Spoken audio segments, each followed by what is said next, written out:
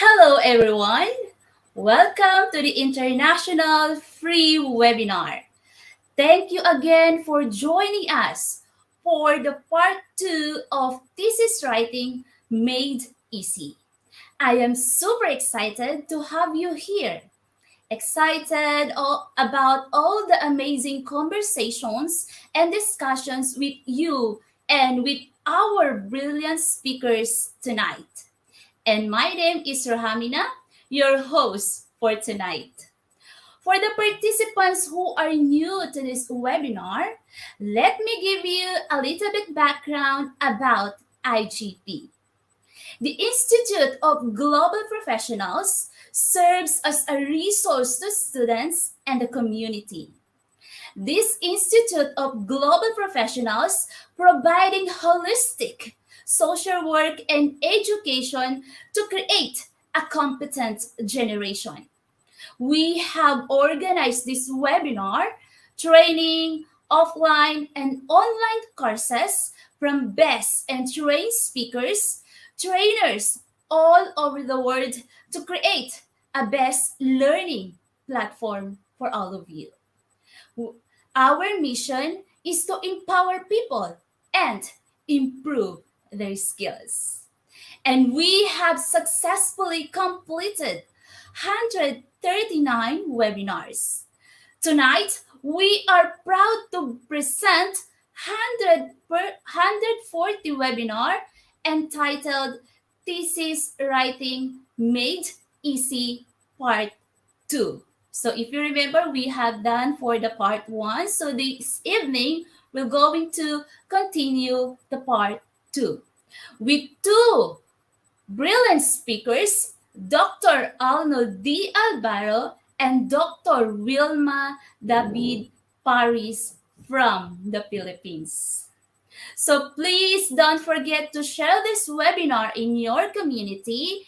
You can also mention your friends in the comment box below. And if you have any questions during the presentation, please keep them and ask during the Q&A portion later on.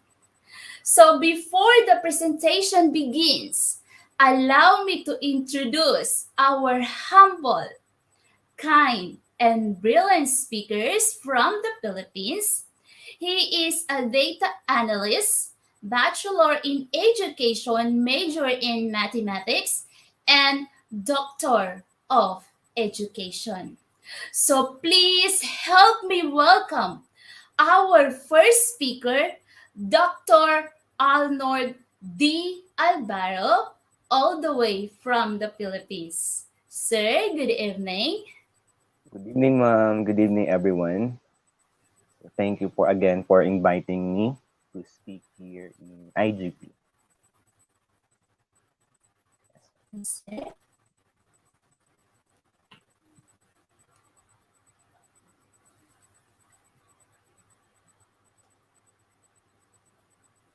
So I'm I will start, Ma'am Romina. Yes, sure, sir. Yeah. I know our participants already know you. Okay. Okay, So you can again, start. if I'm Dr. Arnold De Alvaro from the Philippines, from Olongapo City. So I'm a data teacher. So I'm presently teaching at Gordon International High School. So I'm teaching mathematics and math. So I'll start my lesson. So for everyone, this lesson is already, or this topic is already discussed in our previous um, topics in IGP. This is titled Data Analysis in Cronbach-Alpha. A short recap from this. So I will give some short recap, and then um, I will teach you how to do your results and discussion. So first, so again, so my topic for today is, and for this tonight, so data analysis, results, and discussion. So first, what is data analysis? So data analysis is defined as a process of cleaning, transforming, and modeling data to discover useful information for decision making.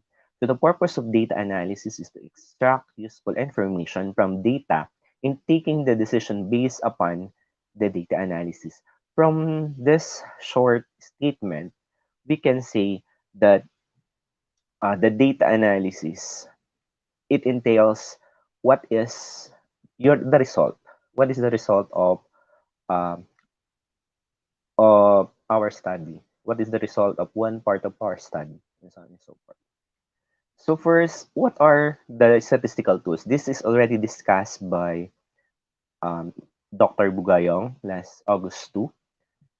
So I'll just a quick recap.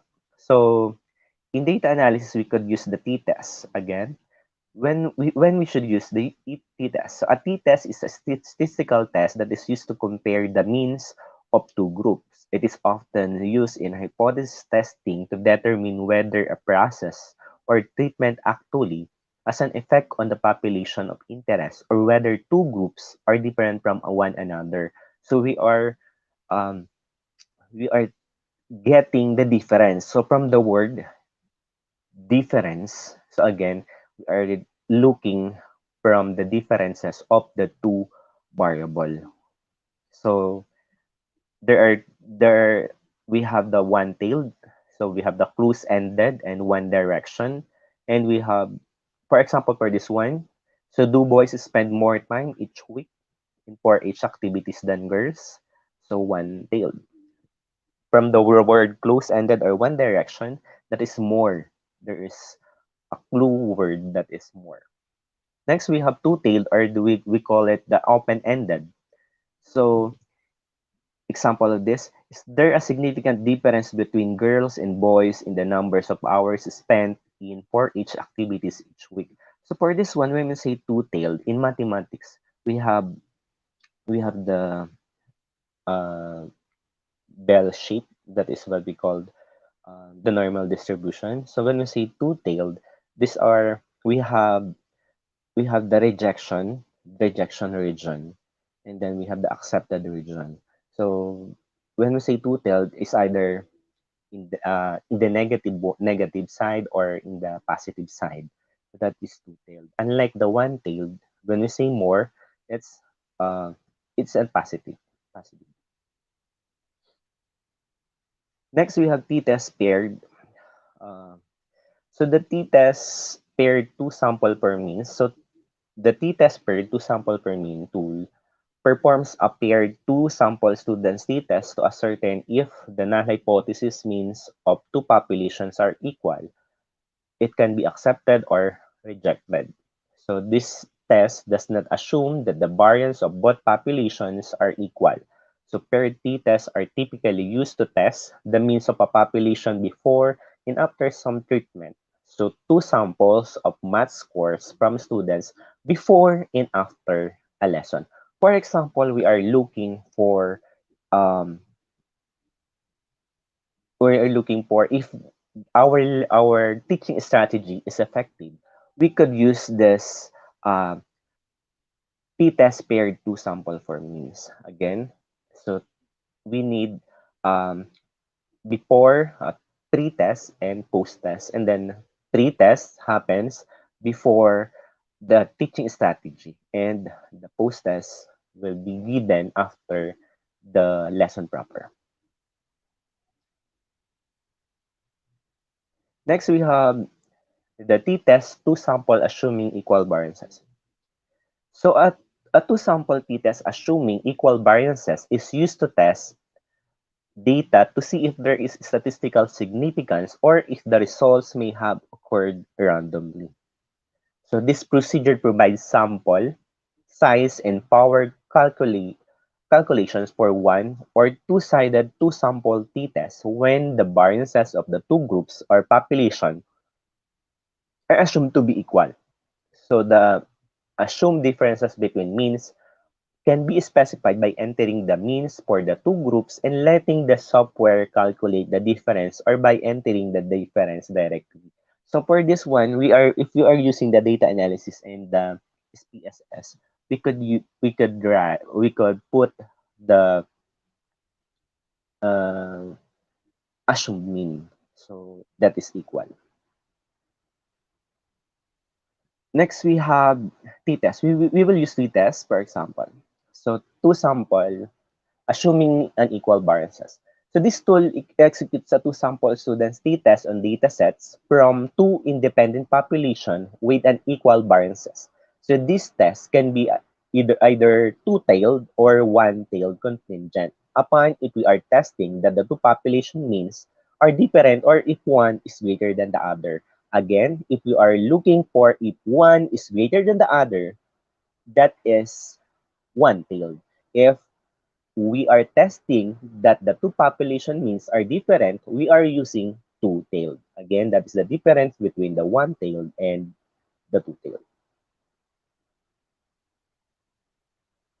Next, we have the single factor or one-way ANOVA. So a one-way ANOVA is a type of statistical test that compares the variance in the group means within a sample whilst considering only one independent variable or factor.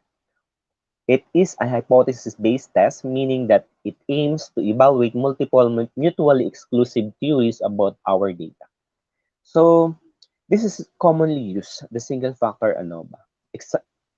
Specifically, if we are taking the differences between um, the variable when grouped according to the profile variables. So, for example, if you are looking if there are differences in the responses of the respondents when grouped according to example age, sex or gender, we have civil status, monthly income, and so on and so forth. So we are using the single factor on one-way ANOVA. So two-factor or two-way ANOVA is like a one-way ANOVA, hypothesis-based test. However, in the two-way ANOVA, each sample is defined in two ways and resultingly put into two categorical groups, only two categorical groups. So that is the two-factor ANOVA. And lastly, we have the correlation. In correlation, we have two. We have the Spearman law and the Pearson R. The difference between the Pearson R and the Spearman law is that Pearson R is the actual answer. The Spearman law is the what do you call this? Arrange in order uh, measure. So the person product momentum correlation coefficient or person correlation coefficient for short or person R is a measure of strength of a linear association from the word again association, correlation, and again relation helps another one correlate so on and so forth. That is correlation. Or we could use person R and uh, Spearman law. Again, difference between person R and Spearman law. Person R, the actual answer. And then Spearman law, you have to, what is the word for that? You have to arrange that. For example, rank 1, 2, 3, 4, and 5, and so on and so forth. You have to rank them. That is Spearman rank order coefficient. So, so for example, we have this. We have the interpretation for the correlation. We have zero point 0.9, very high positive. 0.7 to zero point 0.9, we have the high positive. 0.5 to zero point 0.7, moderately. 0.3 to zero point 0.5, low positive. And zero point 0 to zero point 0.30, negligible correlation. We are using this if we are accepting if there is a correlation. So, before that, why did I discuss this data analysis? Because for us, if you know this, if you know what tool are we going to use in our thesis or in our statement of the problem. For example, we are starting our thesis and then we have to find out first what is the statistical use that we should use. So I will discuss again what is the results and discussion. So the results section should set out our key experimental results, including any statistical analysis and whether or not the results of this are significant. So this is from the Skills You Need website 2020. So you should cover any literature supporting your interpretation of significance. It does not have to include everything you did, particularly for a doctorate dissertation. However, for an undergraduate of master thesis, you will probably find that you need to use or to include most of your work. So if you have lots of researches, you can include this in your dissertation. What is in discussion? So later on, I will give some sample. So discussion section has four purposes. It should interpret, explain your result, answer your research question, and justify your approach. So critically, and lastly, critically evaluate your study. And then, the discussion section therefore needs to review your findings in the context of the literature in the existing knowledge about the subject. You also need to demonstrate that you understand the limitations of your research and the implication of your findings for the policy and practice. This section should be written in the present tense. So remember that. But some of the university they using the past tense usually, but in the other university, again, like the other speaker said, it depends on the university standard. But in our university, we're using the present tense. So when writing, so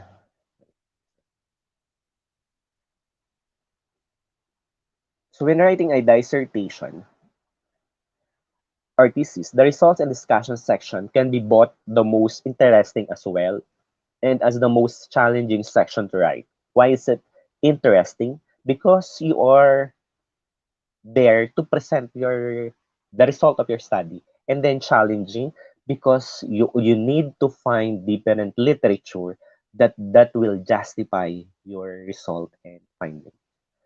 So you may choose to write this section separately. However, in our it depends upon you, the university. Okay. And then or combine them in a single chapter. In our university, we are using a single chapter for results and discussion. So depending on your university, again, guidelines in your own preferences.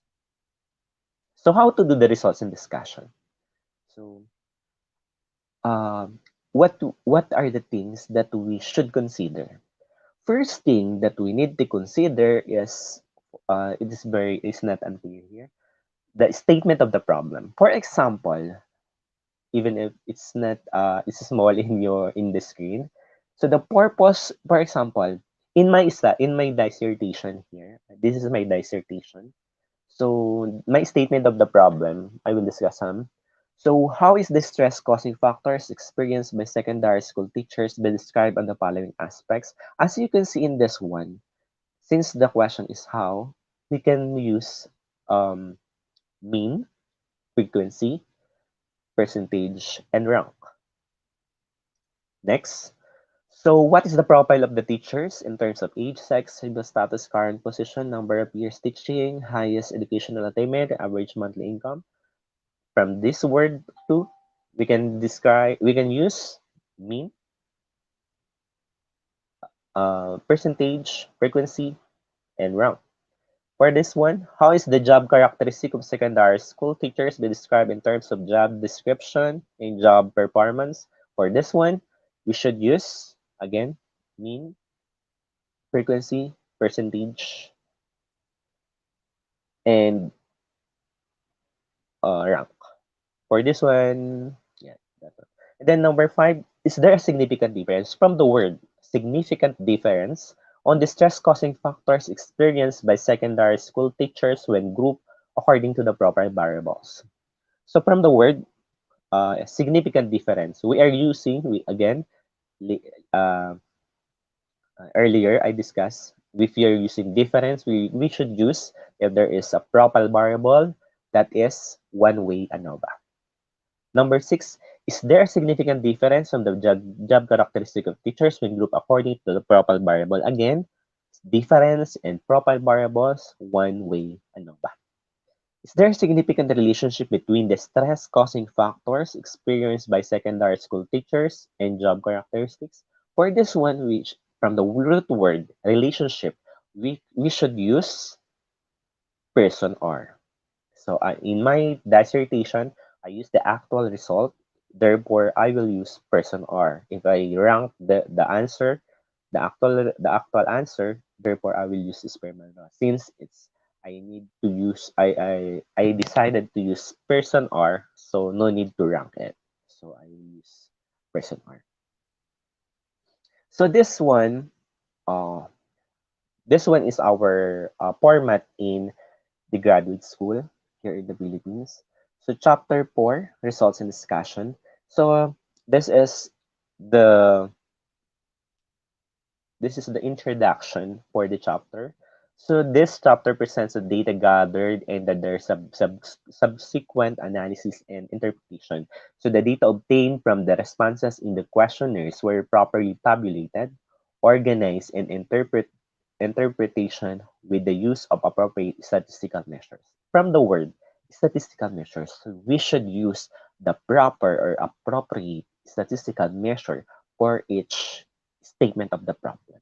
So that's why in even if we use the statement of the problem in chapter 1, we should align and it should be paralleled to chapter 4. Again, uh, uh, statement of the problem should be parallel to conceptual paradigm.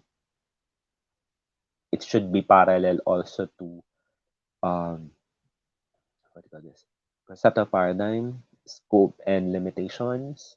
It should parallel to results and discussion. It should also be parallel to summary of the findings, parallel to conclusion, parallel to recommendation. So later on, Dr. Wilma Paras will discuss that.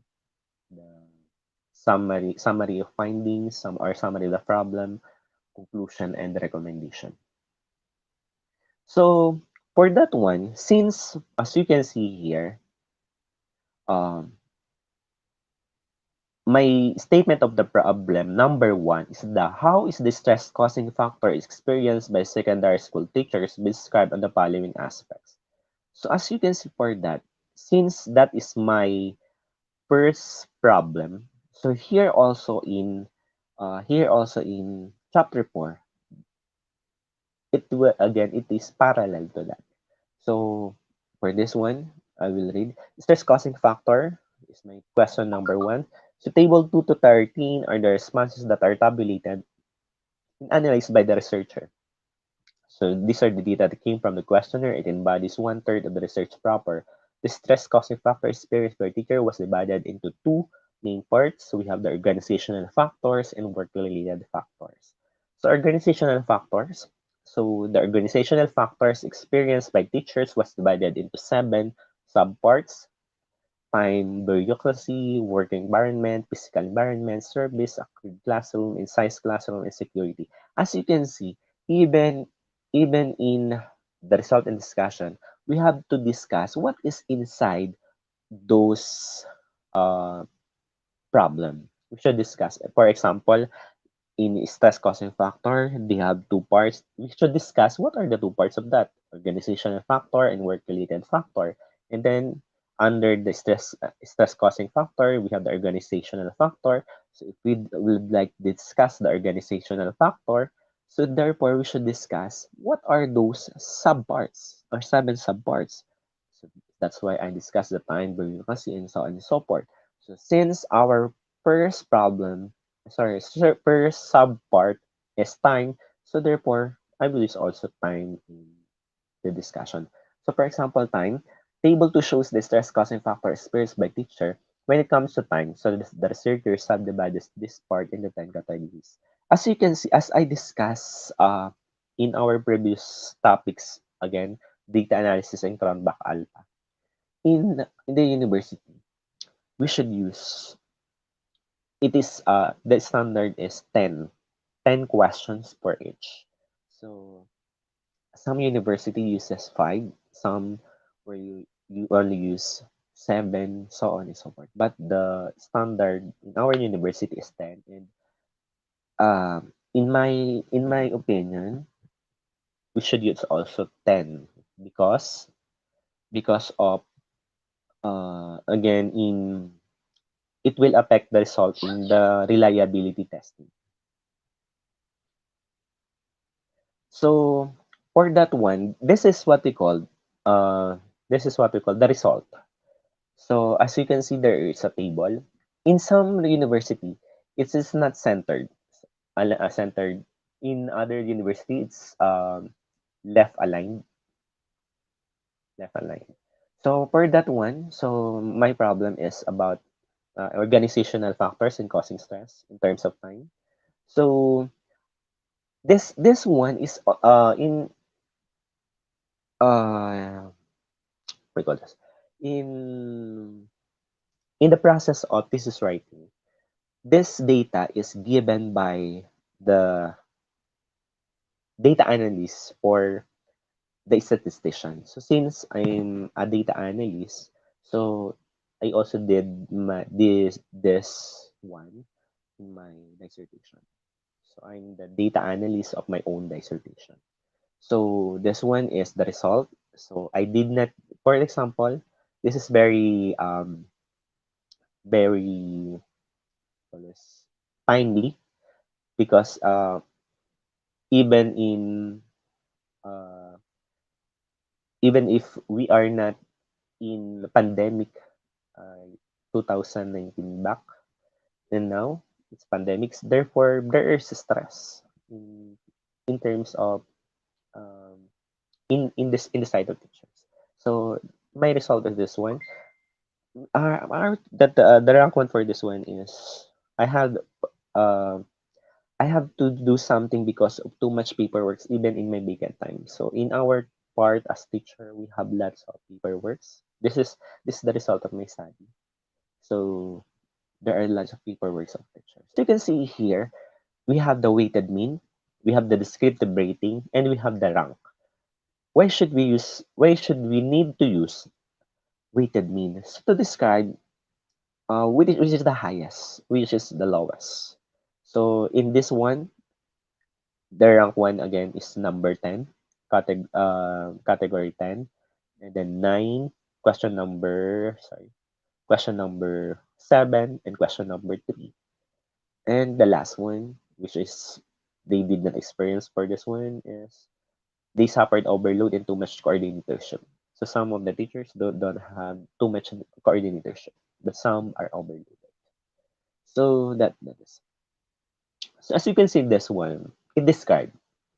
Again, it depends. Again, this sample is in our university, but in other university, again, it's not centered. The title is not centered. It's left aligned, and the grid lines is not shown for only one line for the time. For example, time and experience, and the average. Only one line is used.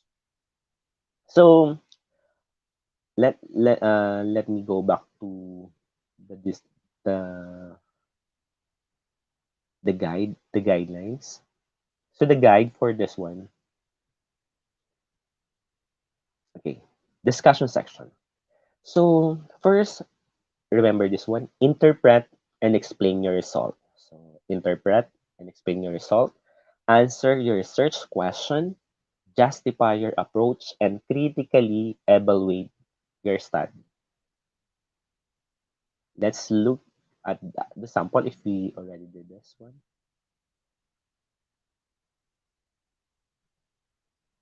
Okay, so that is the result, and this is the discussion. Majority of the respondents agree that they experience stress because of too much paperwork, even in their beacon time with a mean of 2.90. It was followed by the time given to them is too early in creating effective lessons and assessments. That's probably the most time-consuming activity for them with a mean of 2.86. Whereas it was found out that teachers disagree that they suffered overload and too much coordinatorship with a mean of 2.43. So that is the discussion. The first part of the discussion. They reveal the result. In this one, in summary, it answered the question. In summary, majority of respondents assess that they have high stress in terms of time. with a mean of 2.75. That is, again, it answered the question. Next one, the finding is similar to the study of Singh et al., wherein time is one of the factors affecting stress. Again, and Agay Demjaha et al. 2012 also stated that work linked to deadlines and targets also causes stress to teachers. So these are, we have to cite different studies so that it will be that your answer is justified. It could be similar or uh, contradict to your study. For this one, this is what we call, maybe some of you were asking, this is quantitative. I also will give this qualitative. This is not my thesis, but I give this one. This is from Remedios Untalan of Bulacan State University. So this one, as I am the data analyst for this one. So master teachers, so participant for this one, as you can see, so this is qualitative. So when we say qualitative, we are putting the answers or the exact answer of the respondents. If they using different languages, you have to put their language for that one. For example, participant one commented, a teacher should know the capability of his or her students. This way, she can address problem and provide intervention to promote learning pedagogy. Next, participant 2 said communication and willingness to assist them to do and accomplish their modules. Participant 3, 4, 5, and so on and so forth. If they have the same answer, you could put this one. So since they have the same answer, constant communication with the students and parents as home partner facilitator. The same participants 7, 12, 13, 14, and 17 stated constant follow-up and provides their needs such as internet connection. And participant 16 says only one. Participant 16 said provide supplementary materials and website that can provide additional learning. As you can see for this one at the bottom part. So to sum up, you have to sum up. Again, to sum up, master teachers respondents propose things to do to accelerate learning of students, such as address the problem and provide interventions to promote learning students' pedagogy, communication, and willingness to assist them to do and accomplish their modules, and so on and so forth. You have to sum up the answers of the participants in one paragraph or sentence. That is the qualitative part. Okay, so that is the end of my but I have to give some other insights. You have before the results and discussion. This is from as Dr. Bugayong discussed last August. The instrument should be using uh, validated. What is in the form of validation? Validation of instrument, the form of face validation, and reliability testing if using the cronbach alpha. That is, uh, you have to you have to uh, disseminate questionnaire. You have to distribute questionnaires for at least 20 for the 20 respondents so that you could know if your question is reliable or your instrument is reliable or not. You have to test that going to before giving to your respondents in your study. So that is the best thing that we should do is to make reliability testing and phase validation by the what do you call this uh, different, for example, your panel in dissertation and thesis writing, and for other one, for the professionals like master teachers, head teachers, principals, supervisors, superintendents, and so on and so forth. So that is the phase validation. Again. In the reliability testing again, that is the Cronbach alpha. So that is the end of my presentation. Again, I hope you have learned in my topic for tonight. And later on, if you have question, you can Of my ask me. presentation again. I hope you have learned Okay. in my So, topic sir, for thank you tonight. so much Later for on, that wonderful have question, you presentation. can You of have my presentation explained, again. wait, I wait. hope you have learned. Um, you explain the discussions and the result what we need to discuss. We have to meet the objectives, right? The objectives of Yes, our sir. Yes, ma'am. research. Yeah, We have our yeah, objectives. should be Mhm. parallel. Yeah, parallel Parallel to our objectives. barbecue And of Dr. yeah, Rio. barbecue. Yeah, from the word of Dr. Rio, barbecue stick. Barbecue Dr. Barbecue. Rio. We have to align.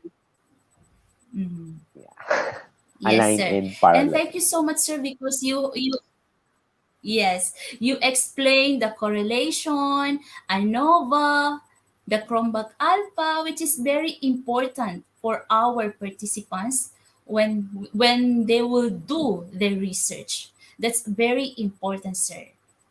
The correlations, alpha and ANOVA, which is very important. Even me, I have to know the difference of those things that we need to use in our research. So thank you so much, sir, for your wonderful presentation. Thank you. Thank you. Okay, so dear participants, please let us thank Dr. Alvaro for his remarkable presentation tonight. So let's move on to our next speaker. So our next speaker, she's a foreign language teacher at UIPS SBS Wens Green International School, professor at Philippine Merchant Marine Academy. She has Bachelor of Science in Education, major in English, master's degree or master of arts in education, major in English language, and also she is a doctor of education. So our lovely audience, please help me welcome Dr. Wilma David Paras from the Philippines. Ma'am, good evening.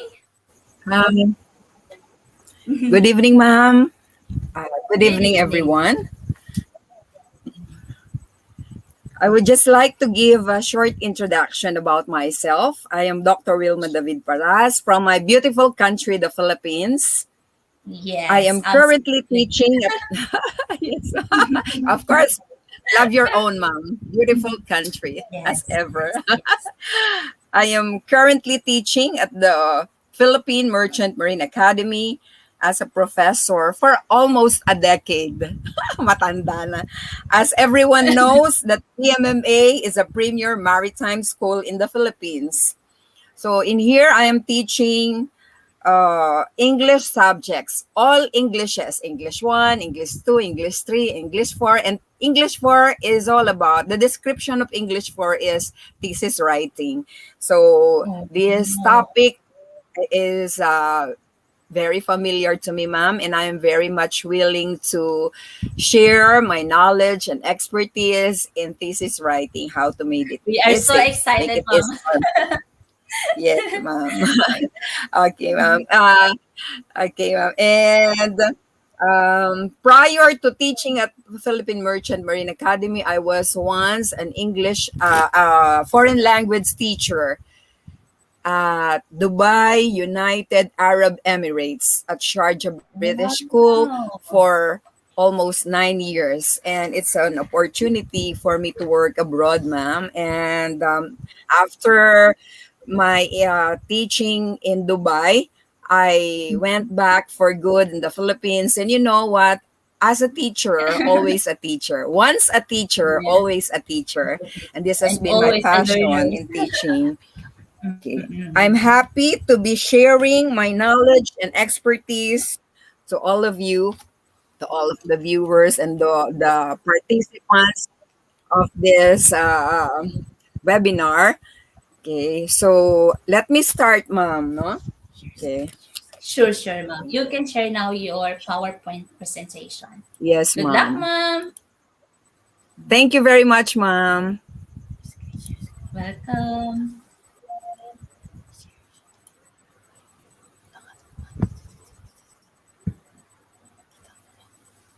Ina.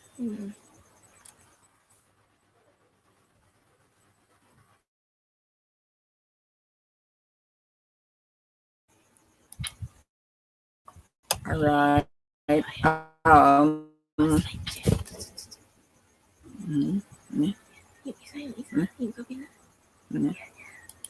All right.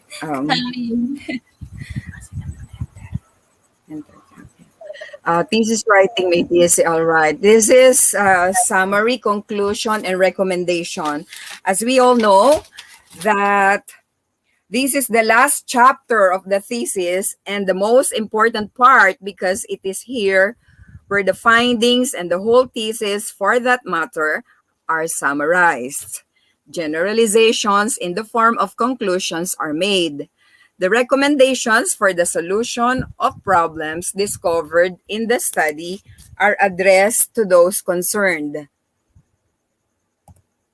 This chapter states the deduction from the findings. When we say deductions, we mean the interference of particular instances by references to a general law or principle. It presents the significance of the study and tells how the situation described in the beginning of the thesis has changed because of your research. The purpose of this chapter is to summarize the collected data and the statistical treatment and or mechanics of analysis. The first paragraph should briefly restate the problem taken from chapter 1.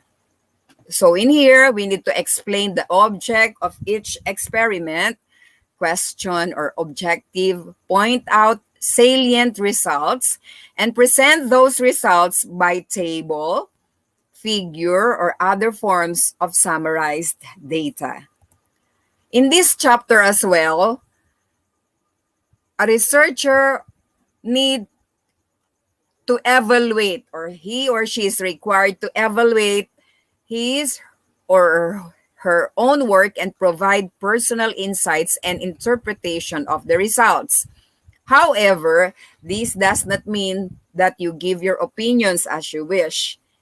Insights and interpretation should be based on the constraints of scholarly writing, in which you mention what the study means to you, what it means to the field of practice, to previous research, and people interested in your study.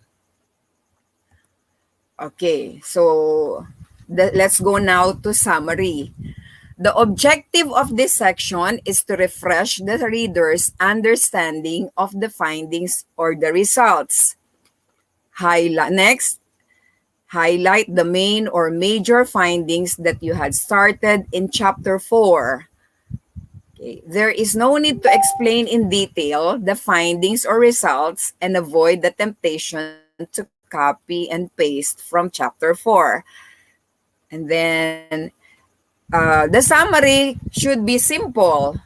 It should not include too much research jargon. When we say research jargon, those words that are not familiar to the layman's term. So, like for example, different professionals have different jargon so that someone who is not in the field can understand. Okay, in the case of quantitative research, use simple, non-statistical language to summarize. So these should be taken into consideration that we need to be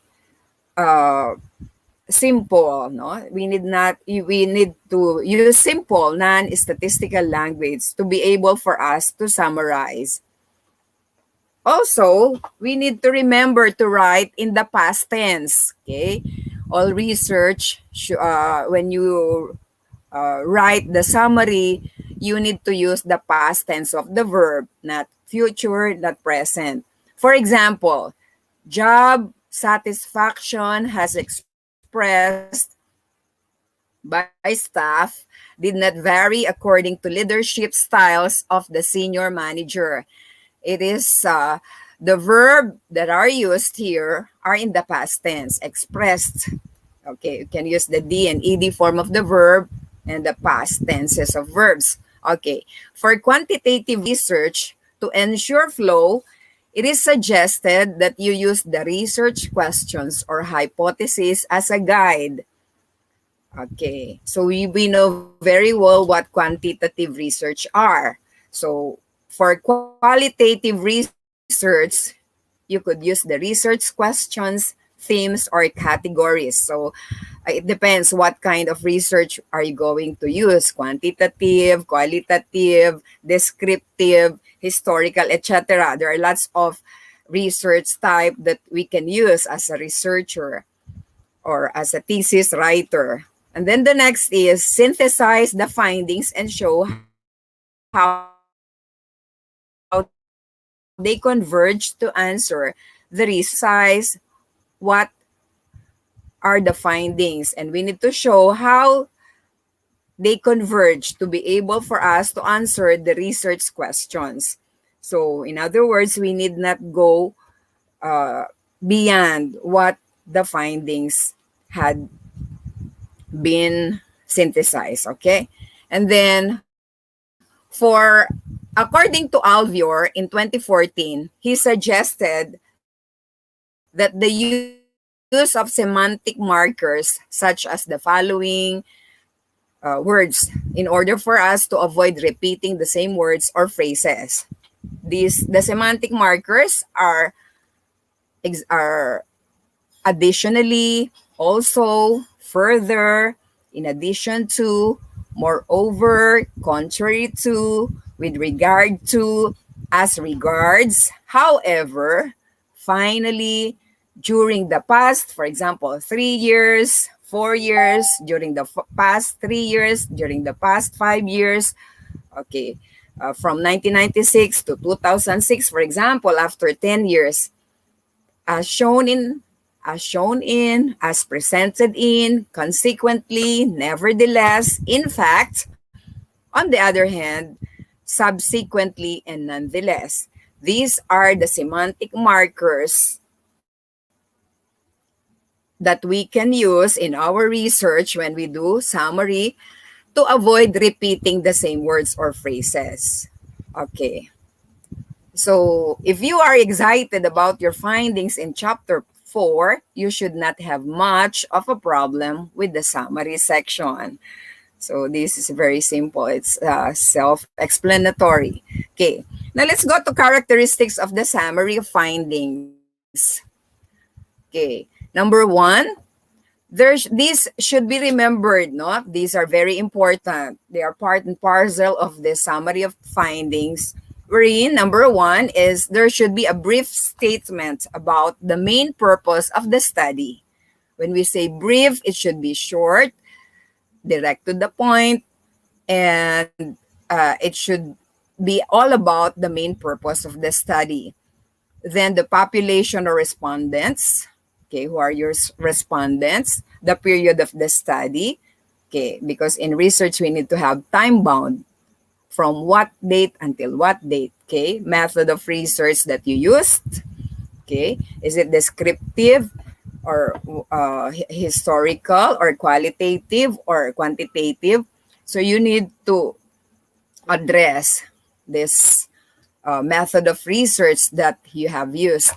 Number 2, the findings may be lumped up all together, but clarity demands that each specific question under the statement of the problem must be written first Okay, first, to be followed by the findings that would be answerable later. Okay. Um, Number 3, the findings should be textual generalizations. That is a summary of the important data consisting of text and numbers. Every statement of fact should consist of words that are statistically measured. Okay. So let's go now to the summary of the problem. Okay. This section includes the summary of the statement of the problem, the hypothesis, the research method, the design, the respondents, the instrument data, data gathering procedure, and the treatment of data. Later on, I will show you some samples of this. Okay. I'll show you my dissertation paper. This section summarizes the result based on chapter 4. Okay. So if there are only 4 specific problems or questions stated in chapter 1 and answered in chapter 4, there are 4 results summarized in this section and no presentation of tables. I will show you I will show you sample. Not that one. Kini kita akong carding. Kini chuya kini. Hang on for a while, ha. Kaya akong like final copy of ating dissertation ko. Ayun ba? Dissertation writing. Ating ba na? Ano ba? Itong final copy of. 1 second, ha. Excuse, I'm just...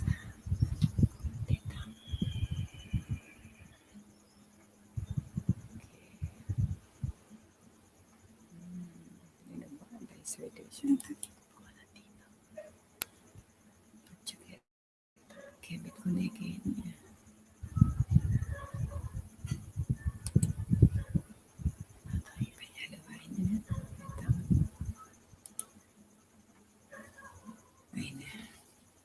Page 86. Page 86 ko ba? I'll just go to page 86 of my dissertation copy. 1 second. Thank you for bearing with me. Okay, this is it. Page 86. Okay, so let's start from... Okay, let's start from this is my dissertation paper. Okay, so the title of my study is all about outcomes-based.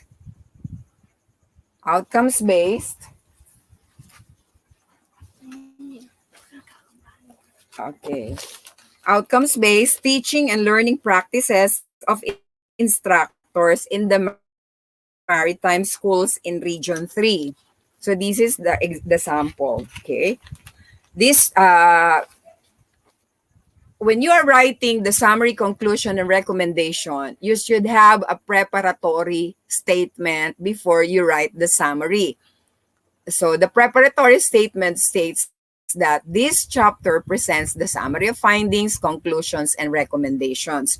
You need not to immediately tell the summary is all about this study assess, blah, blah, blah. No, it should have a preparatory sentence before going to the summary. So after that, it is the introductory sentence. You can write the summary. So it goes, this study assessed the extent to which the instructors of maritime schools teaching in Region 3 put into actual practice the outcomes-based teaching and learning approach in teaching college courses. More specifically, the study sought to answer the following questions. Number 1, what is the profile of the instructors in terms of 1.1 gender, 1.2 highest educational attainment, 1.3 specialization, 1.4 years in teaching college courses, and 1.5 trainings attended related to OBTL. Number 2, What is the extent of awareness of the faculty teaching in maritime schools on the following program outcomes? Underneath 2.1, uh, an ability to work effectively in multidisciplinary and multicultural teams. 2.2, recognition of professional, social, and ethical responsibility. 2.3, an ability to engage in lifelong learning and an understanding of the need to keep current of the developments in the specific field of practice. 2.4, a knowledge of contemporary issues. And then number 3, what is the extent of implementation of the OBTL? OBTL means outcomes-based teaching and learning by the instructors in their classroom instruction in terms of 3.1, syllabi preparation. 3.2, approaches, methods, and techniques of instruction. And 3.3, assessment.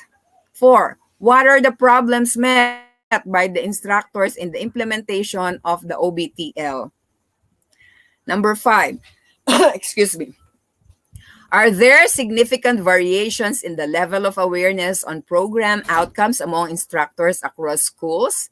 6, how may the findings of this study be used in the development of the faculty training program of maritime schools in the implementation of OBTL?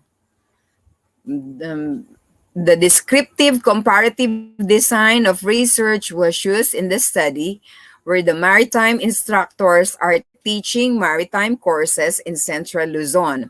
Data were gathered through the use of questionnaires and documentary analysis of the syllabi used by the teachers. The profile of the respondents was determined using the percent and the extent to which the maritime instructors are aware of the programs and the extent of their implementation of the OBTL was determined using the weighted mean. The percentage of problems met by the instructors in the implementation of the OBTL was determined and ranked. The analysis of variance or ANOVA was used for the results of the test of significant variations on the level of awareness on program outcomes among instructors and on the extent of significant variations on the outcomes-based teaching learning practices when grouped across schools. Now, here is the findings. Number 1, profile of the respondents. So, you know it very well. The profile of the respondents is based on their gender, educational attainment, specialization, training attended related to OBE. So you need to state here how many respondents you have, how many had master's degree holders, PhD holders, EDD graduates, PhD requirements, and those who did not write their highest educational attainment. Okay, so these are the findings. You need to indicate all of this. So among the 144 respondents, you need to take into current consideration how many respondents you have. So you specify 25 specializes in English linguistics, 21 in mathematics, etc. So I need to go a bit faster. All right. So it's indicated here. In terms of training attended by, okay, blah, blah. Number 2, extent of awareness on the program outcomes college students. So you need to indicate also textual the findings on the extent of awareness on the programs of outcomes of college students. So the respondents strongly agree. So these are the findings. Okay, extent of implementation, 3.1, syllabi preparation. Okay, you indicate also how many respondents strongly agree, disagree, etc. All right, 3.2, approaches, methods, and techniques. Okay, again, it is stated how many respondents agree or strongly agreed. Okay, you need also to indicate the lowest respondents that perform the remedial instruction as provided. And then 3.3, the assessment. Okay, and you as the same method, you're going to indicate the findings. Problems met. Number 4, what are the problems met? So you need to write the top 5 problems, or okay, maybe top 6. it depends on how many problems do you have. Okay, you can start by the 5 top problems. Okay, and then you indicate the least met problems in support of the administration, etc. And then number 5 is the level of awareness on program outcomes. The analysis of variance or ANOVA was used for the results of the test or significant variations, etc. Okay, you would need to indicate the value of p-value, computed f-value, okay, etc. All right, and the number 6, OBTL practices across school. In here, the analysis of variance, because the ANOVA is being used here for the results of the test of significant variations on the extent of outcomes based. All right, so it is indicated that there is no specific significant variation on the assessment of instructors as to the extent of OBTL. And on the other hand, being your summary of the findings, you need to indicate the null hypothesis is rejected, variation of the assessment of the instructors, okay, and so forth and so on. The number 7, faculty training program. Okay, this the proposed. There is a proposal. The proposed faculty training program to maritime schools should be conducted in the implementation of OBTL for instructors, professors, okay, for their professional growth, advancement, and development. Then after the findings, you could go to the conclusions already. Okay, there's the example. Conclusions based on, you need to write again a preparatory sentence before writing the conclusions. So you can start based on the salient findings presented. The following are the conclusions made. All right. So you can state now in a form of numerical numbers. Okay. 1, profile of the respondents. So you can write majority of the instructors teaching in selected maritime schools in Region 3 are male, and so forth and so on. Okay. What is the, you need to indicate the profile of your respondents. Okay. This is very important. Okay. Number 2, the extent of awareness on the program outcomes. You indicate also a number of respondents are fully aware of the program. Okay. Outcomes, especially of 3 program outcomes, etc. And then the number 3, extent of implementation of OBTL. Under it is 3.1, syllabi preparation. You need to uh, indicate as well how many respondents are implementing the OBTL. In here, majority of the respondents. And then you can say, however, they considered list the authentic alternative assessments, portfolio assessment, and quizzes, which are basis for intervention. Then 3.2, we have approaches, methods, and techniques. So it is stated here, most of the respondents, okay, implement OBTL in their classroom instructions. They provided their students with varied exercises for practice and encouraged them to ask questions and to explain their ideas. Okay, so I need not to read all of them. Okay, so number 3.3, assessment. How is your assessment? A number of the respondents implemented the outcomes-based teaching and learning in terms of assessment. They developed rubrics to assess students' works or projects. They require students to deliver a speech report in class. Okay. As a result of their research and paragraph writing on research paper. And then, number 4, problems met. What are the problems met? So one of the problems that the teachers met or the professors met were the following: lack of knowledge related to OBTL approaches, behavioral problem, lack of internet access by the students, lack of training on methods and techniques, etc. Okay. So I need not to read all of them, no? This is just an example. Number 5. Anyway, if you want the slides or my presentation, I can furnish you a copy, so that you will be guided accordingly. Number 5, level of awareness on program outcomes. there are significant variations on the level of awareness on program outcomes among maritime instructors in Region 3. Okay, because this study was conducted in Region 3. Number 6, the last one is faculty training program.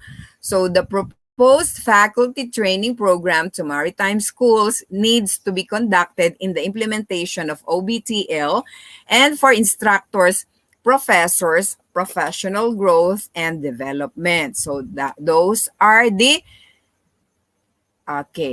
concluded conclusions.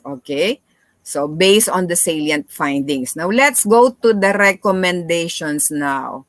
All right. These are examples of recommendation. No? In my dissertation writing, these are the recommendations. So again, an introductory sentence should be said first or stated before you write the recommendations. After careful analysis of the data, the following recommendations are hereby presented. Number 1, instructors, professors teaching in selected maritime schools in Central Luzon should be given in-service trainings related to OBTL, especially on approaches, methods, and techniques and assessment strategies. Number 2, students should be well-oriented on the OBTL approach where they should be aware of the principles of teamwork and that they are accountable to their own learning. Number 3, studies on the implementation of OBTL in maritime schools in Region 3 should be conducted, especially on the causes of students' behavioral problems, so that measures will be taken to maximize them. Number 4, teachers, professors in maritime schools in Central Luzon should pursue their graduate studies for professional growth as reflected on the data gathered. Majority of the teachers are not yet masterate and doctorate degree holders. The last one is faculty training program is recommended to maritime schools for the implementation of OBTL and for the instructors, professors, professional growth and development. All right. Those are examples of the summary, conclusions, and recommendations. Let's go back to my PowerPoint presentation. All right. Snooze. Snooze. All right. Yeah. All right. Okay. Okay. So this was already discussed by Sir Alvaro, no? So I need not to dwell on this anymore on the discussion. Okay.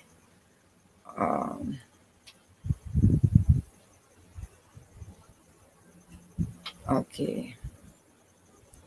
So as I have said a while back, no, conclusion should fit together with the findings of the study. If there are 4 summarized results, there are 4 conclusions as well. You have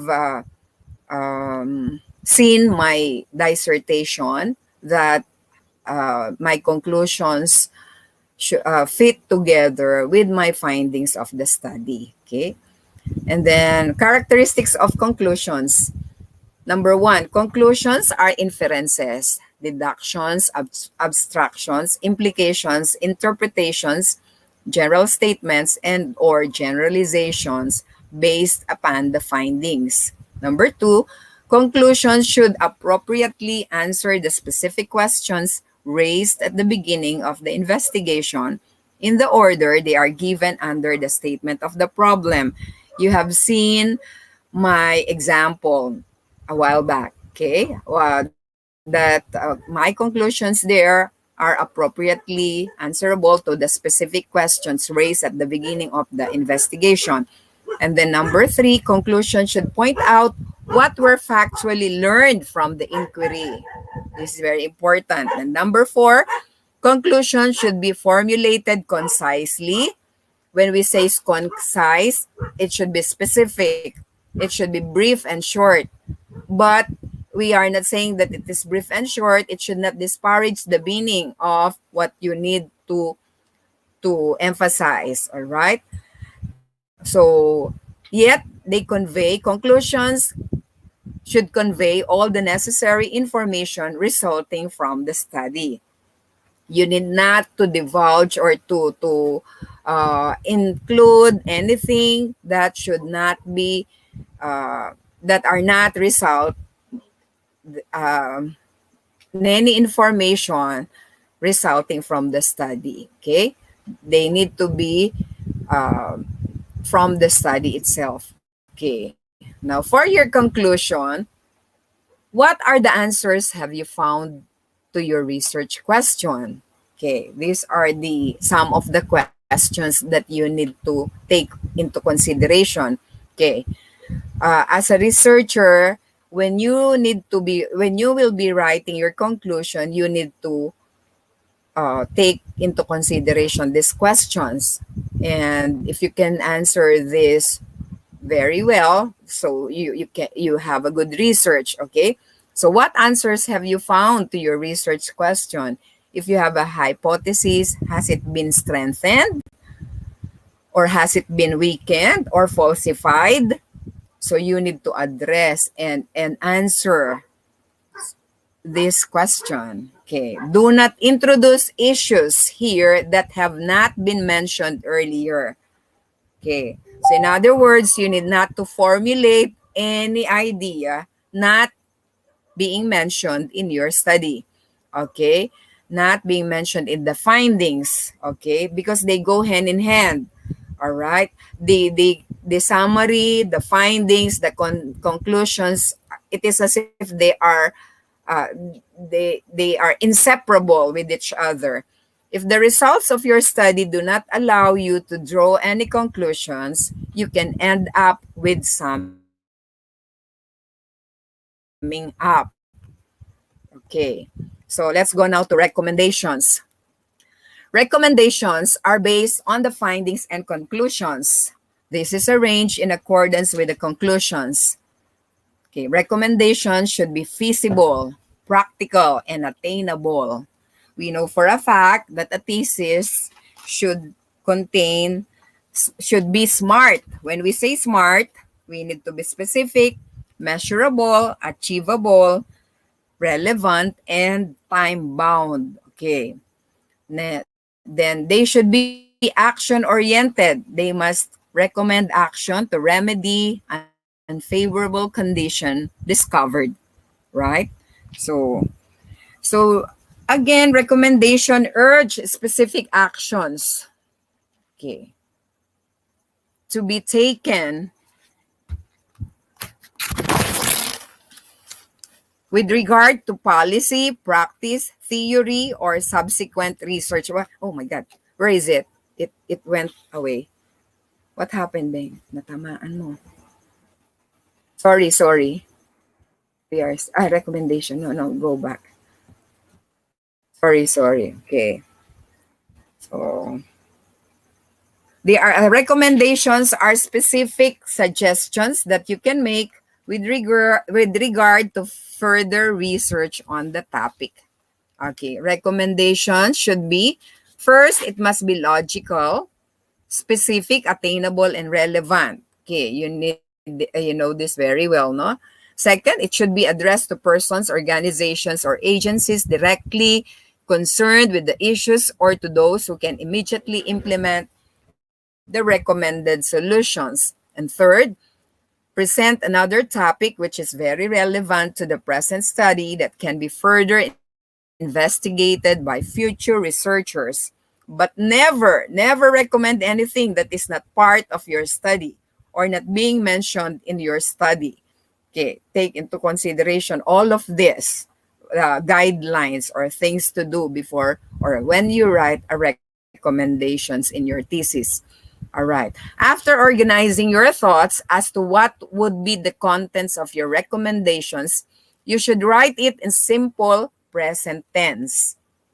Okay. So recommendations for future research. You can ask yourself, no? These are very important questions. What area of interest would you have liked to explore but which was outside the scope of your study?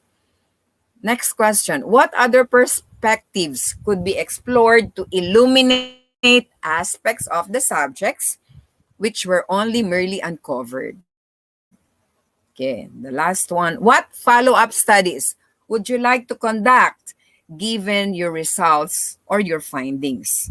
Maybe future researchers. Okay, what follow up studies would you like to conduct in the near future? So I have included, although it's not in my topic, no, in the last chapter, I included as well references because I see these references as part of the thesis writing very important. So I added this in my talk tonight. So all references cited in the preceding sections of the thesis have to be listed in this section. Okay. There are several methods of citing references, but any style you choose should be complete, accurate, consistent, so that any reader could easily locate the materials cited, no? And also we need to cite all our sources. This is very important for us not to be charged of plagiarism. Okay? For us to give credit to those resources where our materials came from. Okay, this some as for the new trend now, everyone is choosing APA. Okay, this can be done by arranging them in alphabetical order. Okay, from A to Z. Okay, I included also appendices. Okay, this is another important part of the thesis. No? An appendix contains supplementary material that is not an essential part of the text itself, but which may be helpful in providing a more comprehensive understanding of the research problem, and or is information which is too cumbersome to be included in the body of the paper. Okay, this Appendix A, Appendix B, Appendix C, you can see that in your research paper. Okay, so these are the forms, the letters, etc. Okay, questionnaires are also part of the appendices. Okay, appendices should include original data, lengthy quotations or description, and other relevant information that are not readily available to the reader. For examples, these are the examples I'm talking about a while back. Request letters, you need to request letters from the higher apps. For example, you are connected, you need to ask you need to ask a request letter, you make a request letter to your superintendent, to your vice president, to the uh, authorities. Okay, oh, and then questionnaires. Okay, computer printouts, forms, and documents are part of the appendices. Okay, questionnaires and other computed printouts. What are other parts of appendices? Okay, more often than not, we have request letters, survey questionnaires, computer printouts, other forms, and other documents needed. So each appendix should be identified using an alphabet. As I was saying a while back, Appendix A, so it is stated request letter, Appendix B, Appendix C, Appendix C, etc. For example, this section gives the biographical information of the researcher. It may include all the necessary information about the researcher or the author. This is the last part would be in here, the curriculum vitae of the researcher. Okay, you can state there your personal data or information about you for the reader to be able to know who you are and your accomplishments and your other training, seminars, workshops, etc. So thank you very much for listening. That's all. Have a good night, everyone.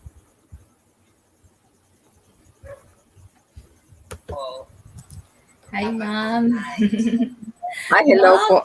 very clear. Opo. Very clear presentation, ma'am. Your Thank you very much po. summary, conclusions, and recommendations, very clear with Ay, thank you, ma'am. examples, right? Yeah. So I just want to go back here. Wait. Um, you have mentioned that the summary, Mhm. of course, it is the summary is the refresh of the reader's understanding of the Mhm. findings of result, right? And also Yes, we ma'am. have to consider how to write the past tense. This is the Yes, common ma'am. mistakes actually.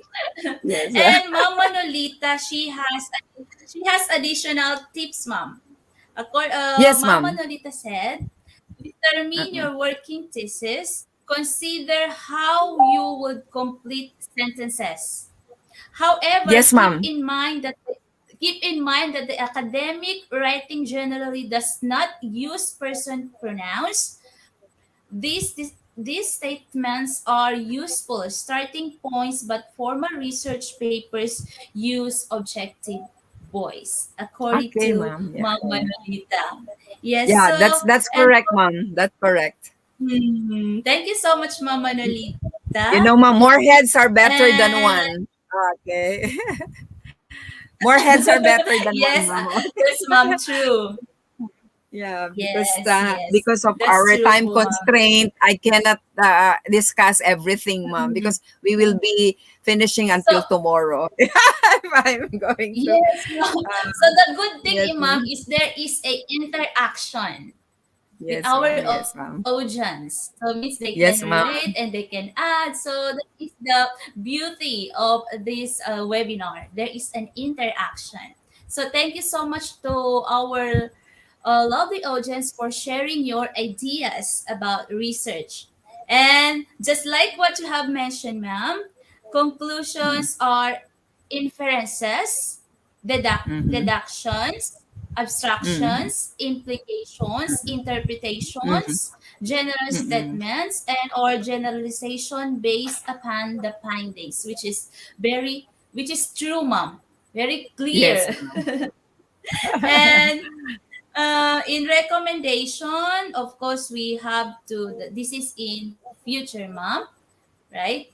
Are based on Yes. the findings and conclusions also.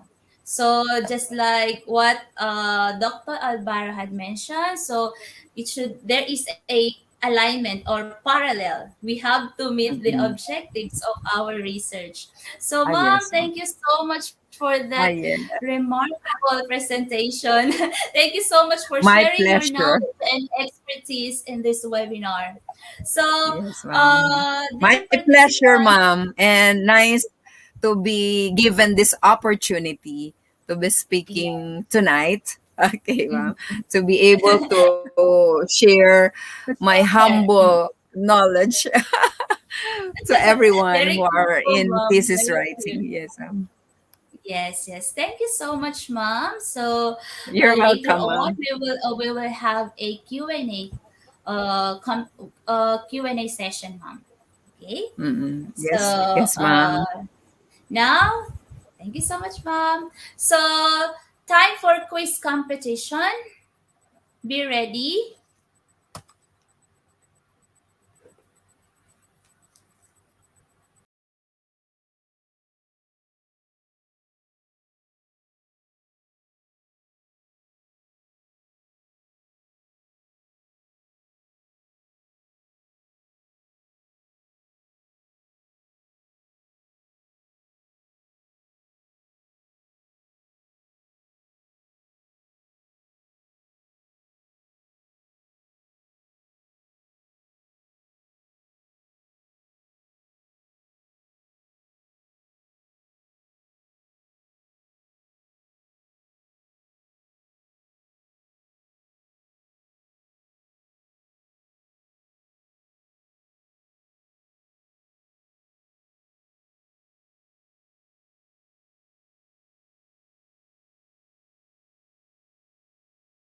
Quiz competition.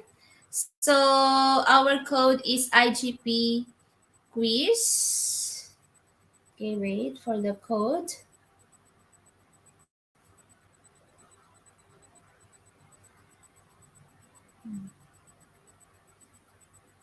Okay, so the code for quiz competition is IGP quiz.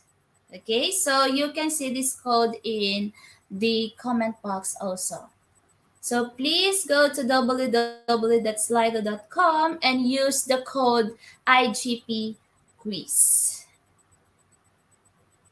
Okay, so we have more than 100 participants already for quiz competition. And please use your complete name.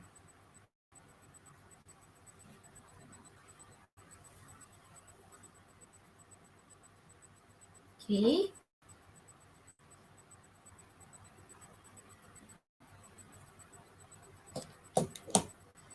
Again, the code for tonight's competition or quiz competition is IGP quiz.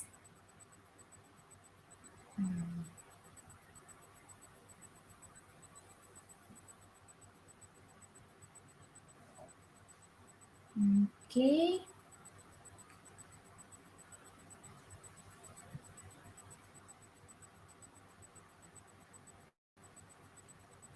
So right now we have more than 137 participants. Oh, almost 200. Oh, okay. Exciting. So we have more than 200 participants for quiz competition. So good luck to all of you. And please write your name, your complete name for your certificate.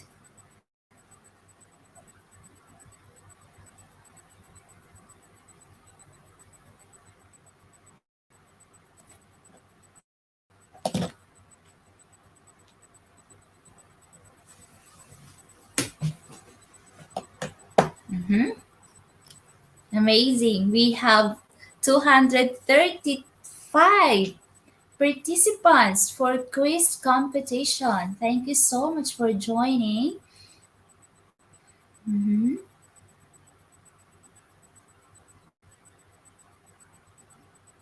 Okay.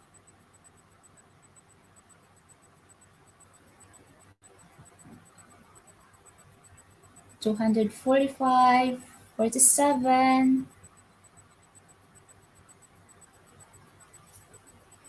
Mhm.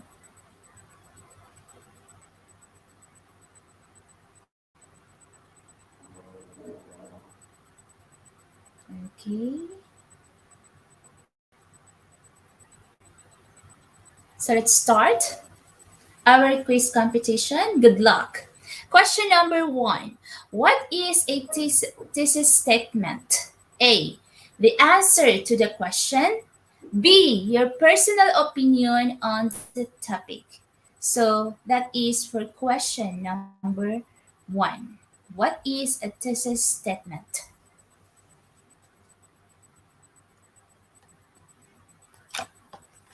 Okay. So the correct answer for question number 1 is letter A, which is the answer to the question. And 61% of the participants got the correct answer. Okay. And question number 2. What is the heart of expository writing? A. Topic sentences and thesis statements. B. Transitions. So we only have two choices.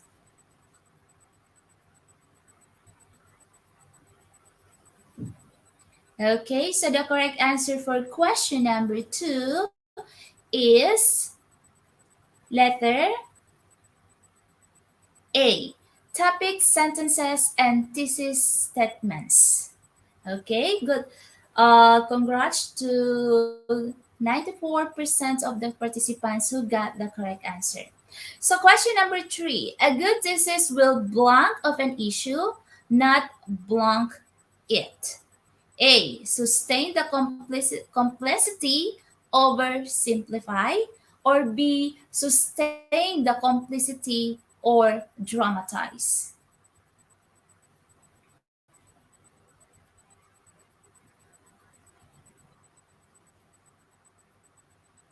Okay, so again, the correct answer for question number 3 is letter A. Sustain the complexity. Okay, so Mom Jenny is still the top one for quiz competition. Number 4. What are the 4 characteristics of a good thesis? Okay, so we have letter A, as you can see. So what is your answer? A or B? What are the 4 characteristics of a good thesis?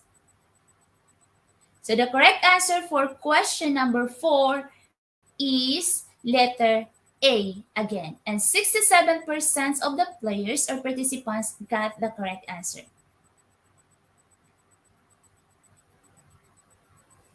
Wow, still the top one, Mom Janice. Question number 5. Which is not a type of informative writing? A. Argumentative, or B. Cause and effect? Cause or effect?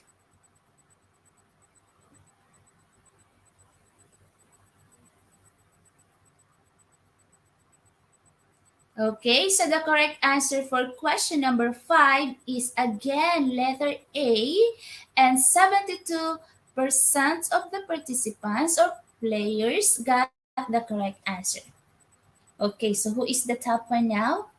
Still Mom Jadis. Okay, uh, question number 6. Which of the following is not a characteristic of a thesis statement? A. It expresses the main idea of your paper. B. It is a question. Or C. It serves a guide for the essay.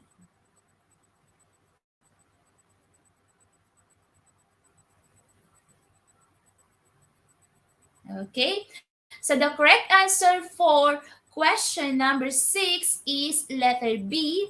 It is a question. And 54% of the participants got the correct answer. Hmm. 14% answer letter A. Oh, the top one now is Alvin Dumaban. Okay, question number 7. In argumentative writing, what counts as evidence? A. The main or initial point that the author is trying to make. Or B. Facts, data that an author uses to support their claims. So what is your answer for question number 7? Okay, so the correct answer is letter B, which is facts or data that an author uses to support their claims. And 86% of the participants got the correct answer.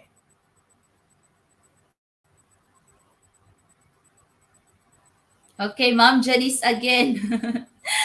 Okay, question number 8. The first step in the writing process is A. Analyzing the question, or B. Brainstorming. Brainstorming.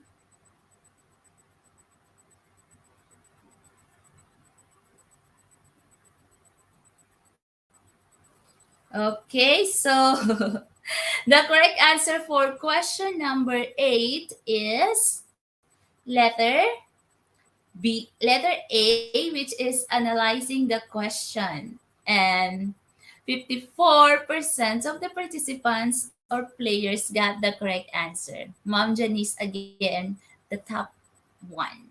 Okay, question number 9. What makes a good thesis topic? A.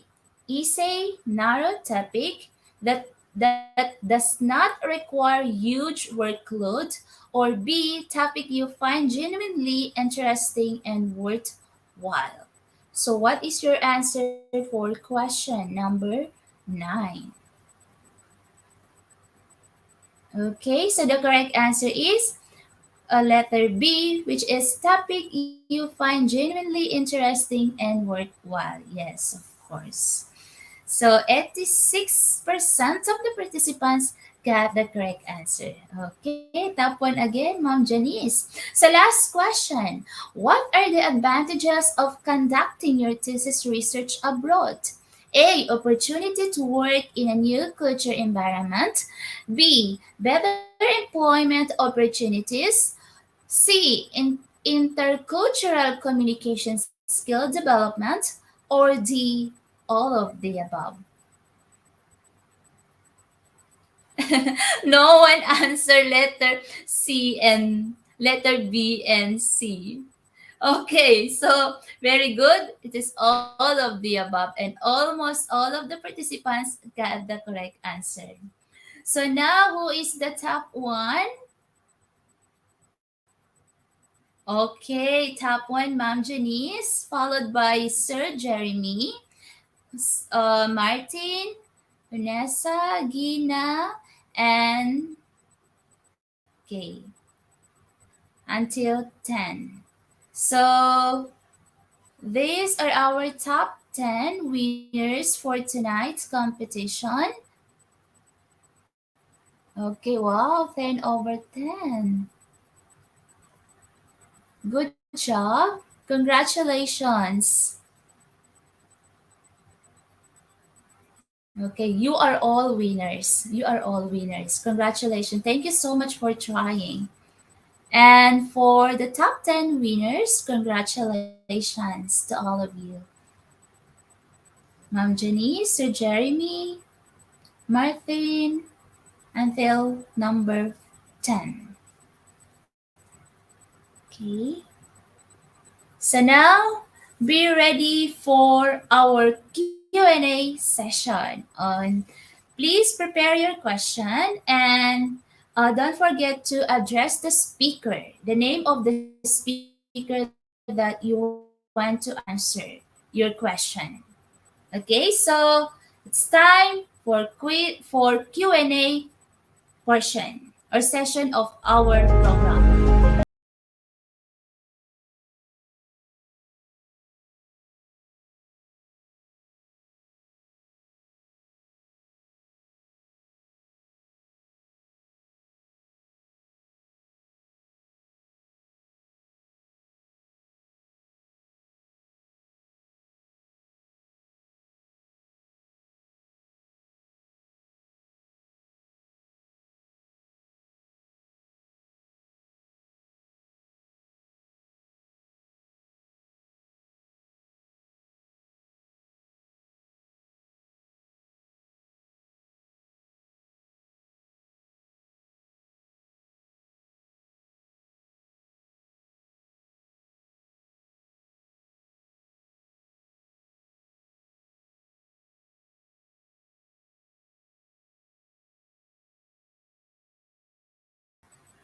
Okay, so hi again, Dr. Arnold and Doc Wilma. So we are now in the quiz, in the Q&A portion. Okay, so this is my favorite part. So we have first question from Ma'am Manolita for Dr. Alvaro and Dr. Paras.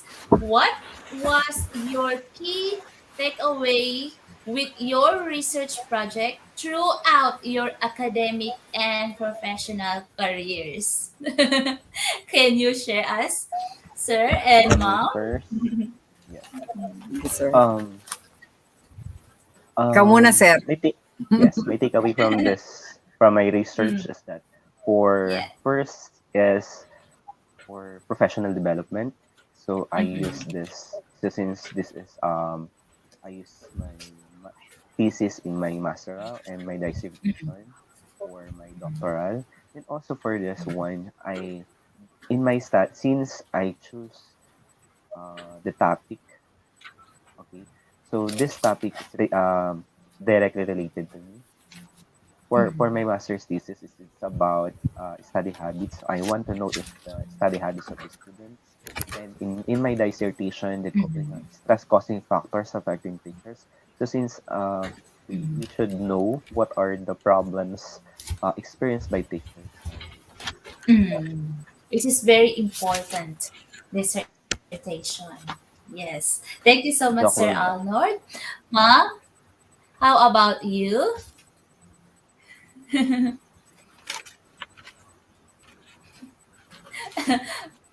Doc Mom Wilma. will, Dr. Wilma, how about you? Maybe she's tired here. Hello, Mom. Can you hear us? Can you hear us, Mom? Parang no, yeah, maybe no. Ah, yeah, yeah. Yes, ma'am. My Okay. takeaway, yes, yes, yes, ma'am. Yes, ma'am.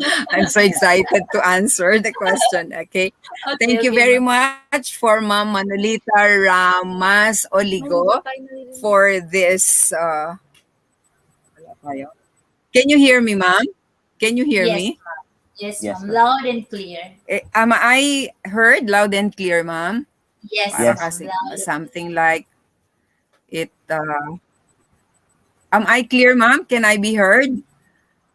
Yes, ma'am. Okay. Yes. Yes, Mom. Yes, Mom. Loud and Am I clear. heard, ma'am? Can you hear me? Yes, Mom. Yes. Okay. For Yes, Mom. Loud thank and you clear. very much for Ma'am Manolita Ramas Oligo. Okay, for this nice question. My key takeaway with my research project throughout my academic and professional career. Now, as a teacher of thesis writing, okay, um, I was able to enhance my skill in teaching thesis writing.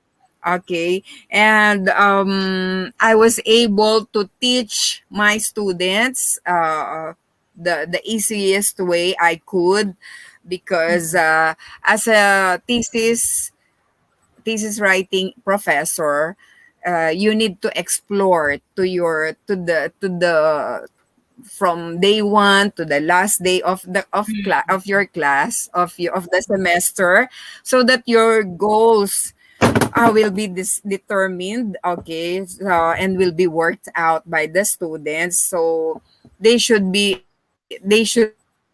stretch what I mean your you will be challenged. You will be instead of you causing stress or injury, you need to be uh, working with your students with the smoothness of your daily routinary activity as a professor. And it paved a way as a teacher through the years, no, siguro maybe I if I may share, I've been in the academe for more than 3 decades now. Do not count my how old I am.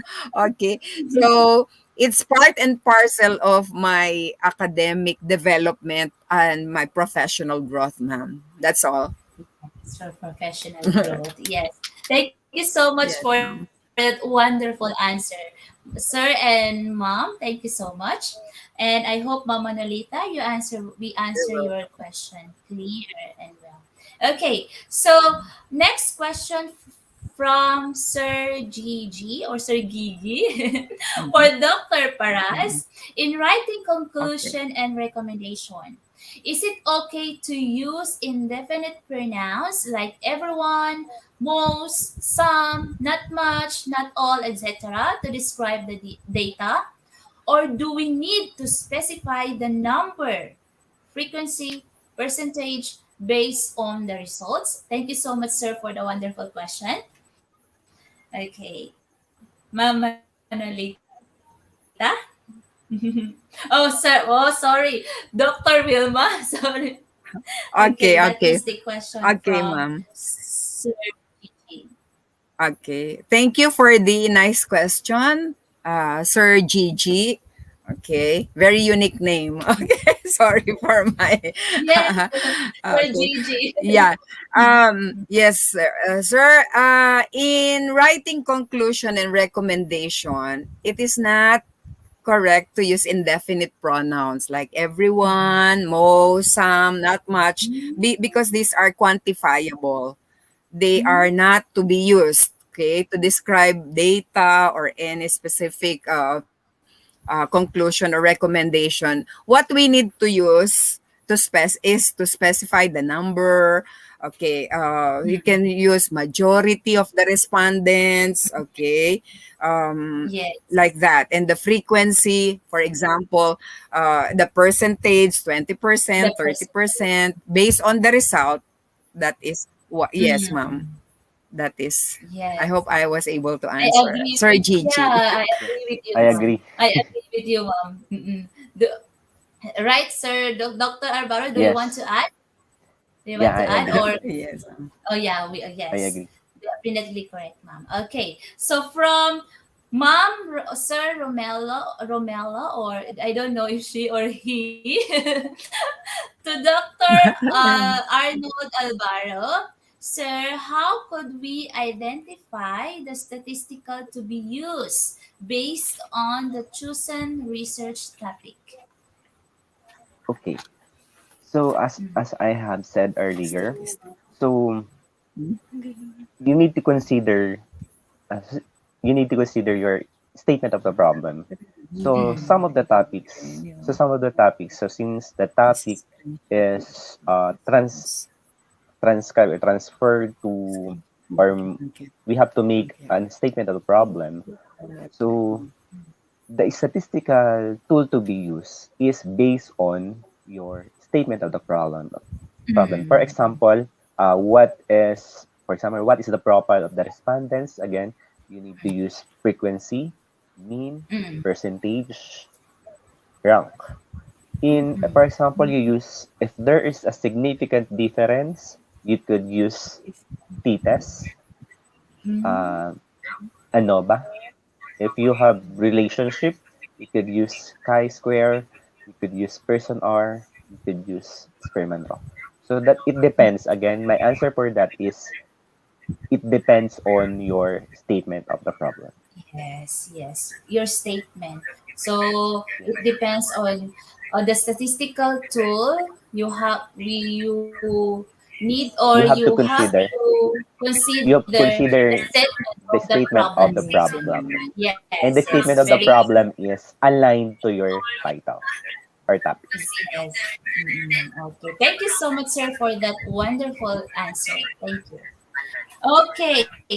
From Sir Steen Hendrik. Good evening, dear speakers. Any tips on how to teach research to young learners? Okay. Ma'am, you first Tips. or me? Oh, Okay, sige, mom. sige. Okay, mom. Okay. I'll answer Your that turn now. first, ma'am. Yes. Okay. Okay, as thank you for that nice question, Sir Sian or Sin. I hope I was able to pronounce your name Yeah. correctly, Sir Sean, Hendrix Kaime. Sean Henricks. All right.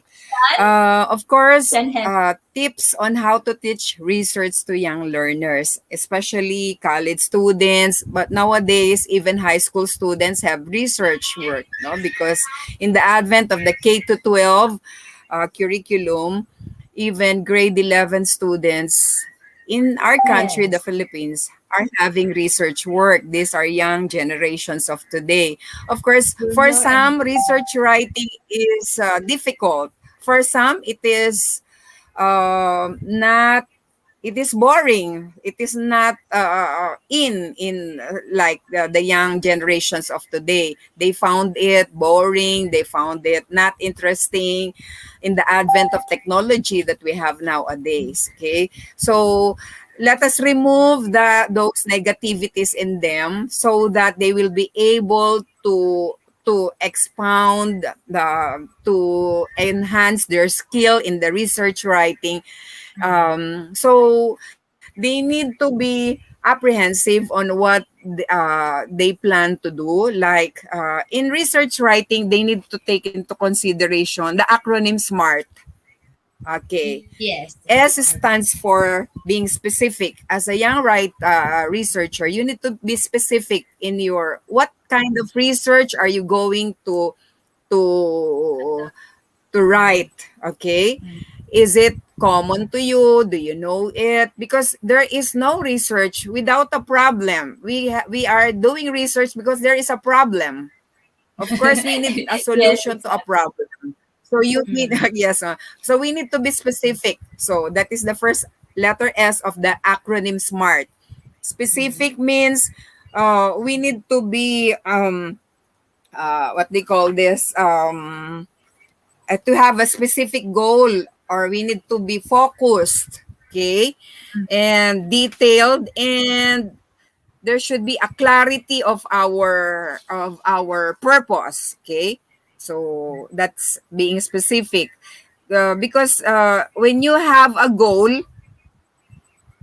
you can have a good direction even in life. If you don't have goal, you cannot solve any problem.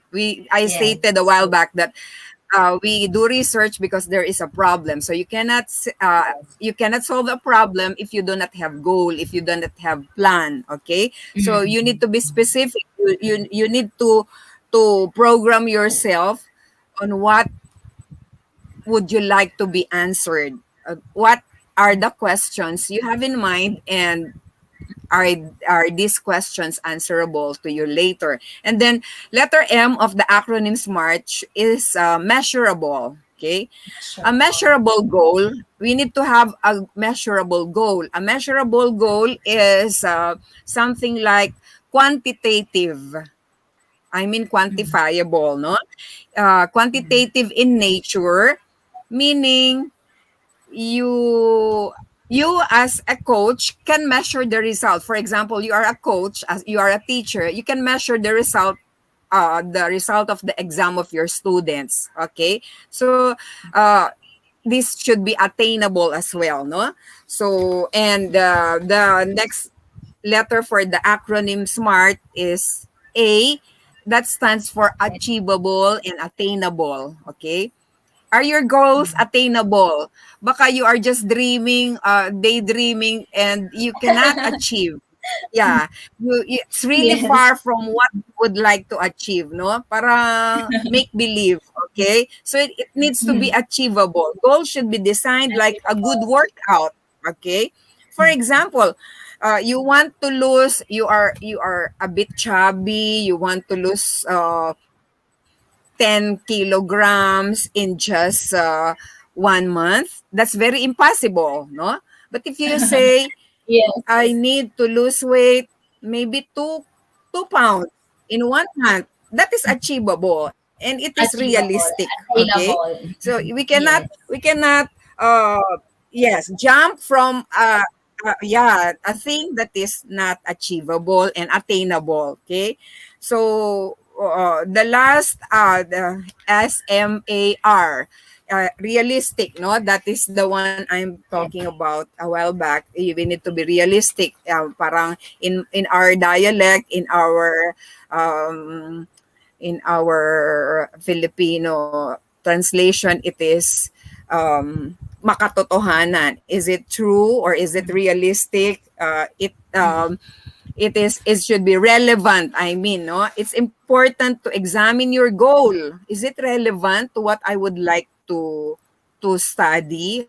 Okay, is it really Mm. because they go in hand, no? Okay, um for example, I want to make money on the stock market.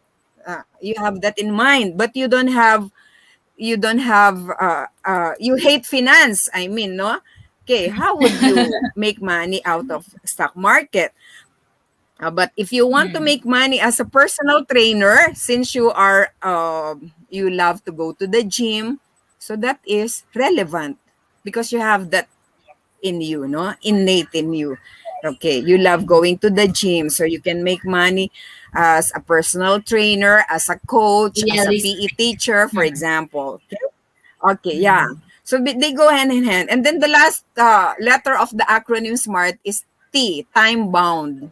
Okay. So you need to have a time frame.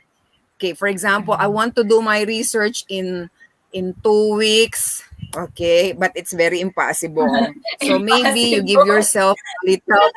Okay, but yeah, it's something like achievable and attainable. Maybe in one Mm, semester or in 1 year. mm, Okay, I need to mm. finish my thesis in 1 year or in one. So you need to program yourself that So, from that span of time you need to finish whether you like it or not. Should your body and your mind and your determination is willing to to to do. cooperate in what you think. Yes.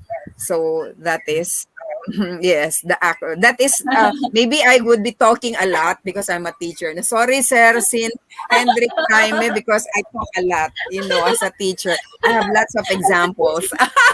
Okay, that's all, ma'am. Maybe But that's it's all. relevant, I ma'am. want It's to a say more, but relevant. I can't. Maybe next time. Okay. Yes, thank you so Thank you. much. Uh, Sir, and sir. in addition, Mm, okay, um, yeah, addition. from my friend, okay, from my friend and from her friend, every problem is around us. So we Mm, could look around us, and then we have what is the problem mm. uh, in our career, in our work. Society or That is mm, your topic. And then yes. when I told my students to to think of something that is related to them, especially near from their heart. And Mm, then one thing that I have um remember and I have is still doing is that a research professor should be a model. What is the meaning of being a model? You have to give your own research. mm, You have to provide them your own research. You have to mm-hmm. provide them the format so that they could follow what is the process of doing that research. So that is the Yes, yes. very Mm, best thing that our the research professors or teachers should remember. mm, yes, yes. I agree with you, sir. Thank you so much, sir and mom. Thank you so much for the wonderful answer. Okay, so let's move on to I don't know how to pronounce his name. Can you help me? Johan Johann Sek. Johan Johann Sek. Johan Sek. Johann Sek. Okay, Uh, Johan Sek. Okay, so to Dr. Paras, how would you differentiate conceptual to theoretical framework? This is in Okay. chapter one, if Yes. I'm not chapter Uh-huh. 2. mistaken. That is Chapter Yes. concept, in Imrad is a yeah, chapter in 1 in uh-huh. Chapter one. Yeah, in yeah. In but in the old, chapter 5 all oh yeah, it's chapter yeah, 2. in the Two. But Dr. Wilma can answer yes. that. And me too. But Okay. Dr. Wilma. All Yes, right. okay. Thank you for the question, Mr. Johan Zek Batak. Okay, I hope I was able to pronounce the name correctly. Forgive me if I mispronounce your name. All right. Okay. So the difference between conceptual framework and from theoretical framework, these two frameworks are different. No, exactly. Conceptual framework is your concept as a researcher. Mm, Based on your conceptual mm, framework, all about your research. Okay. mm. For example, you I will give an example in here. Okay, yeah, yeah, yeah. Oh, And that, but yes, whereas always ready. I'll go first to theoretical framework. Theoretical framework is based on theory, no?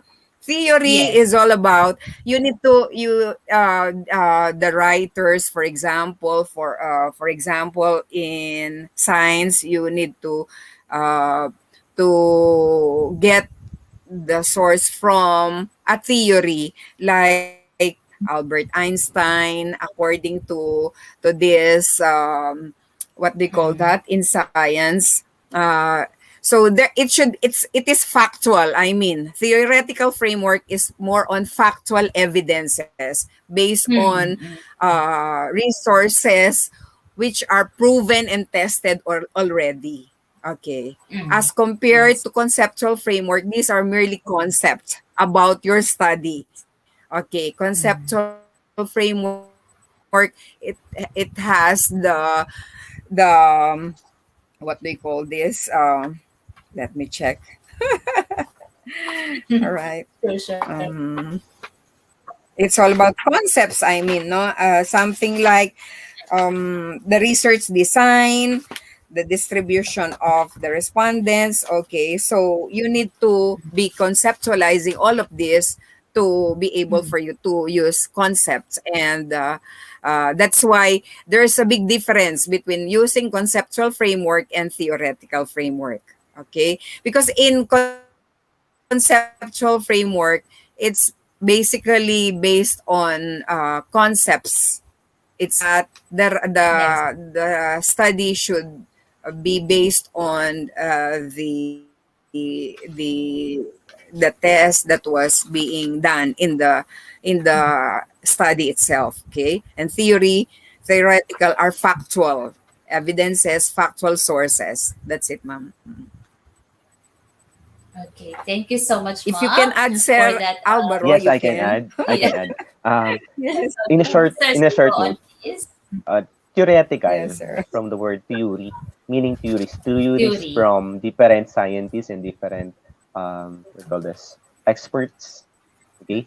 And when we say Mm-mm. conceptual, this conceptual is Mm-mm. describe the concept, especially it describe your statement of the problem again. Again, this is parallel. Mm-mm. Parallel. The conceptual But framework is parallel to your statement of the problem. It discusses all your variables in the conceptual framework. mm, That's all. yes, very clear. So thank you so much again, Mom and Sir. So let's move on to the next question from Mom Lalata Ernie to Dr. Paras.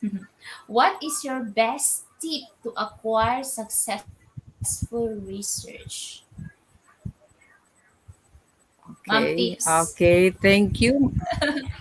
Tips, okay. The Ma'am Lalata, I don't know the gender. Maybe feminine, no? Hmm. Because Lalata. Otherwise, Yeah, it is lalat. Lalato. All right. Um, okay. The best tip for me to acquire successful research is to have a positive uh, views of everything. No, you need to travel light. Positive You need to mindset. make a research very lightly. No, we need not to be burdening ourselves with the old notion of making a research, that it is boring, that it is difficult, that is it takes a lot of it is tasking, it will give you a lot of time to, it is tedious, etc. And so you need to be enjoying while doing research, no, make it a little bit something like enjoyable or lighter. You need to make it I mean travel light, something like you need not be burdening yourself that about the negativities that you hear from other people, because other people would not become a successful researcher if at first they will have that negative notion about doing research. Mhm. That's it, ma'am. Yes, yes, yes. So, and of course, you have to be motivated, Just the right? In Yes. doing your positivity of research. it, Yes, no? Not the positivity. longevity. Okay. Okay, so, sir, do you want to add, Sir Arnold? The same answer from Oh, Dr. Para. okay. So, thank you so much. The same Thank you so answer. much, sir. Yeah. So, from Sir Patrick. I hope you can share us the copy of your Yeah, yeah, yeah. presentation, Dr. Wilma and Dr. Yes, we can. Alvaro.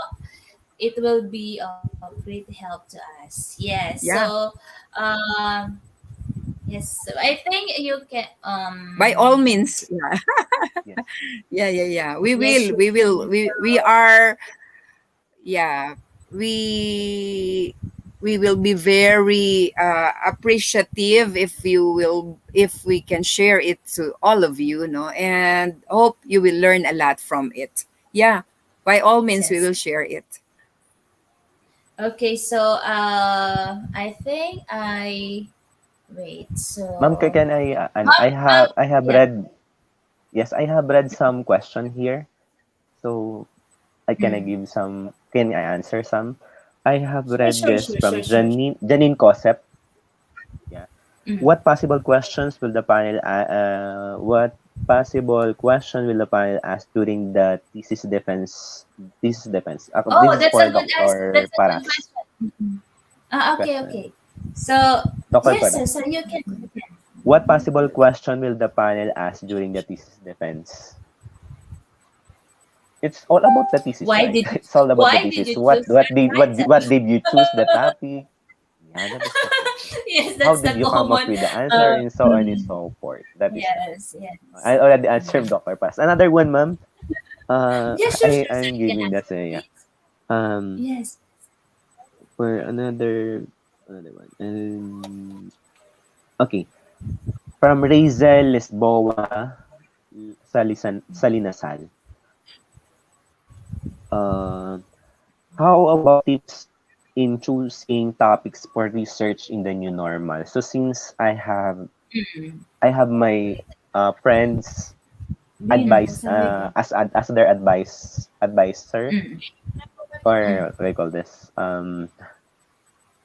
other form for advisors for that, mostly the topics that we have done is about SLM, or the self-learning modules. It's all about Mm. experiences of parents in during Yes. the pandemic, Oh, experiences of screenshot. In the new teacher normal. during the Mm. pandemic, yeah, in the new Oh, normal. All of that Mm. is uh it evolves in that question, the three question: Mm. experience of teachers, students, parents, and the self-learning modules. So those four Bengyo are sa'yo na lang. the topics. Oh, yes, yes, yes, yes. That's true, sir. And we also have a question for you, sir, from Ma'am Yeah, Arlene. What appropriate Arlene. statistical tool will be used if the data are continuous and nominal and looking for the relationship? Relationship, Continuous. sir. Okay, when we say Nominal. nominal, nominal is Mm. about the sex, right? Sex, and for example, sex, female and male, right? That is nominal. So when we say using nominal, that is one way INOVA. One way One INOVA. way. This, One yes, way. one way Nova. INOVA. The same as the profile, right, Ma'am Paras? The profile variables, it's from we will use ANOVA. ANOVA. One way ANOVA. Right? Yes. Testing Okay. the So, significant differences. yes, yes. So, thank you so much, sir. And again, another question from Sir Rolando. Dr. Paras, what are the possible technique for research combine qualitative and quantitative research? Qualitative, okay. qualitative and quantitative technique, All sir. right. Yeah, technique. For Sir Rolando Fajardo, maybe I could say possible techniques for research combined qualitative and quantitative. It should be when it is qualitative, we mean the quality of the research is being talked about here. Okay. And when we talk of quantitative, it is measurable how the frequency is involved here in the findings of the study. So the technique here is you need to be very careful in quantifying when you will be using the quantitative research, and for qualitative, should it be a quality research. When we talk of the it it depends on your topic as well, okay? So it depends on your study, what is it all Mm. about. So all research have different techniques, whether it is it is for the qualitative and quantitative research. So that's it. Yes. May I add? Okay. May I add? Yes, sure, sure, May I sir. add? Sige, Sure, Yes. sige, sir. Okay. So sure. one thing that I have observed is that, Mm. and once I talked to one of my friends, is that when you choose qualitative, make sure that is uh small numbers of respondents or Mm. participants. Respondents, right? Small. Because Mm. yeah, why? Because if you choose, for example, one of my friend is that his advisor told him you should use mixed method, and then I asked, Why? our respondents is about 228. What? Mm. And then he said, I said, you cannot do that because you can you must write all the responses. Mm. Again, you Mm. must write all the responses of the participants and respondents. So since if you have 228, therefore all answers should be written 228. If that is in one response is one page, Mm. meaning you have You have more, 228 pages for more that. than That is the 200. reality. Therefore, if you want to choose mixed method, at Next least method. you have less than 50 or less than 40. Yes, yeah, I agree Yeah, with you, that, sir. Mm. Yes, so thank you that's so much. correct. And sir, we also have a very important question. From Sir, I don't know, Dapir Luz Goneo, Dr. Alvaro and Dr. Paras. Since most of the thesis that students are doing can be beneficial and key for development that possibly contribute to the country, can you give any words of encouragement for those who will start doing their research so that they will take it more seriously and what they should focus on? Words of encouragement. Okay. Can you Uh, give? Yeah, yeah, yeah, yeah. me, Who first, will ma'am. start? Should I? Sir, okay. Oh, sige, sir. Yes, ma'am. I will. I'll do that. Sure. Sige, sir. The one thing that I told my students is that um, you have to take it seriously. You have to take Yes. not serious in um you have it evolved or it you have to do it 24 hours. No, you have to take it seriously, wherein you have to make sure that you did your very best. Mm. That's all. And then you have to think of it as as this one is if you finish your research paper or your thesis and dissertation, this will help you a lot in professionally and uh Mm. and additional knowledge as well. Mm. Yes, yes, yes, yes. Ma'am Wilma. So how? Yes, Bob Wilma. Okay. Okay. For me, the best thing Words of that I could say encouragement. to future researchers, they should be patient enough to forego with their end in mind. Okay, because if doing research is really, it takes a lot of patience, Yes, yes, and it takes a exactly. lot of guts. Yeah, it takes a lot of time. So you need to Yes. be to have that virtue in you, no, that patience. because of the we sometimes you are making research until wee hour in the morning, just to Mm, finish. You need to forgo because you have a goal. That's why at the very yeah. first a while back I'm telling you need to have a goal, set goal, and you need to do it in a lighter way and enjoyable, not Yes. having that negativity in you, no. And as of now, the I can say that I need to encourage the future researchers, especially the young generations of today, to look or to do research about something, a topic that is timely, like the coronavirus that we have Mm, now, no, the Delta variant, okay, and something like the calamities that we are having yeah. nowadays, not only in our country but all over the world. And this Over is a the good research, no? You choose a topic that is timely, that is relevant. sensational, that is being talked about, yeah, nowadays. And for sure, you have you because your mind is fresh on the experiences that you are experiencing every day, so you have an idea on what to do first, second, third, until you finish your research work. Okay, that's all, ma'am.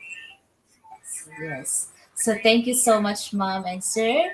And one thing, the students should be motivated, right? Because I know even my friends, I Yeah, asked them yeah, why they haven't finished yet their research, and they said we're we are not motivated to do our research. So just like what you have mentioned, yeah, yeah. Mom Wilma, and patient, we the students must have their patience doing their research. Okay, so thank you so much, Sir Arnold and Doc Wilma, for sharing your knowledge and expertise tonight. We've learned a lot from your presentation. Thank you so much. Thank you. Okay, so Thank you. Thank you, our everyone. lab A pleasure, students, ma'am. please let us thanks Dr. Thank Arnold you, and thank Dr. you. Wilma.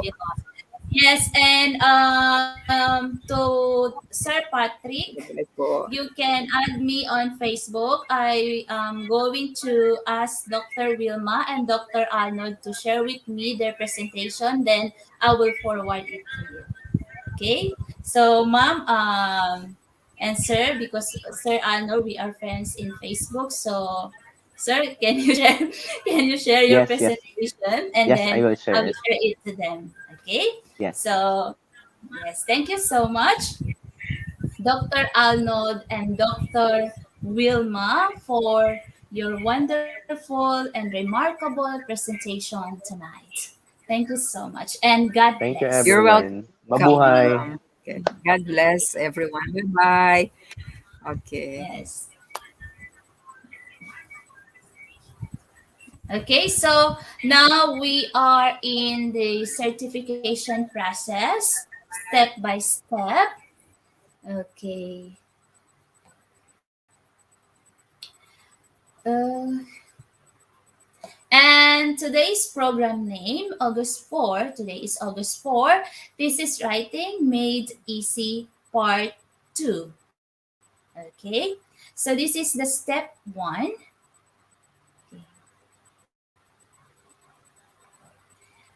Certification link. Please browse www.idygp.com. Courses, Thesis Writing Made Easy Part 2. Certification link now available in comment box and pin comment. Certification link will be available always in this program post, Facebook page, Facebook group, YouTube description. Okay, so this is the certification link. And anyway, for the participants um, who added me on Facebook, I will confirm later. Okay, I will confirm your request later. Okay.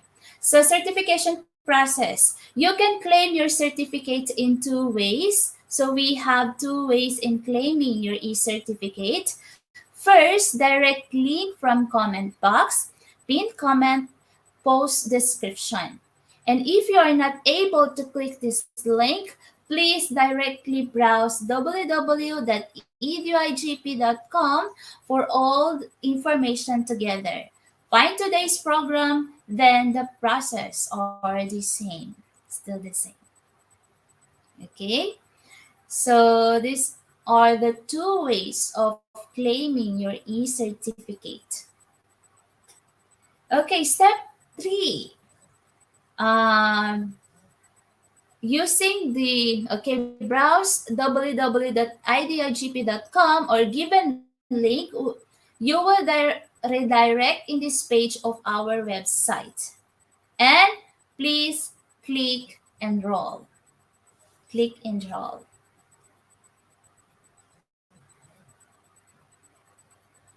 If you are new, create your account. If you have an account, then log in. After that, find the seminar title and get enrolled. As you can see on the right side of your screen, create a new account for the participants who are new or who doesn't have a account yet. So please create a new account, then log in.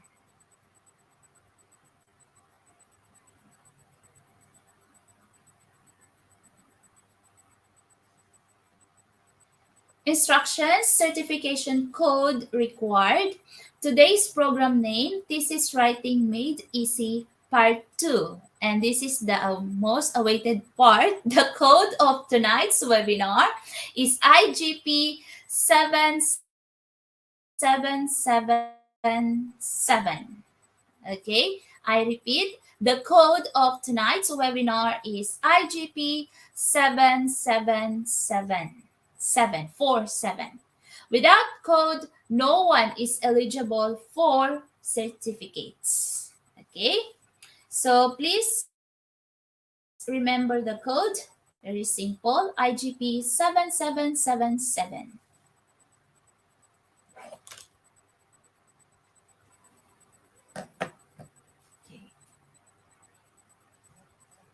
That is the step 4 for claiming your e-certificate. Announcement. Please note, quiz code and certificate code is not the same. Okay, so the code that you use in the quiz computation is different from the code of getting your e-certificate. Okay, is it not the same?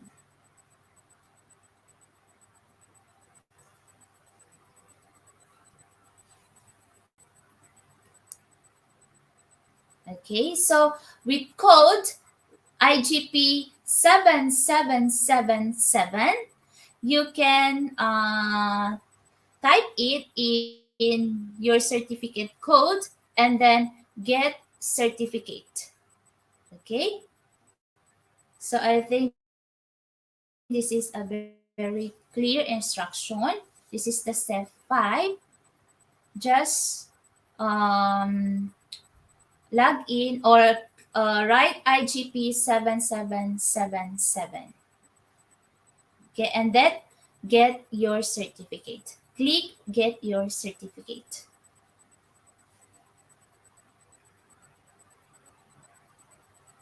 Okay, our free international webinar certificate is auto-downloadable in PDF file. So check your device while file manager. Sometimes it looks uncompleted, which is for your mobile screen size. Yes, that's true. In PDF file, everything is okay. If nothing found in your file manager, please check your browser setting or update your browser or try with another browser or try it from a laptop or desktop. So what I can recommend, it's better to use laptop or desktop when you download your e-certificate. Okay. So this is the example of your certificate of participation, as you can see on your screen. This is the step 6 and step 7. Okay.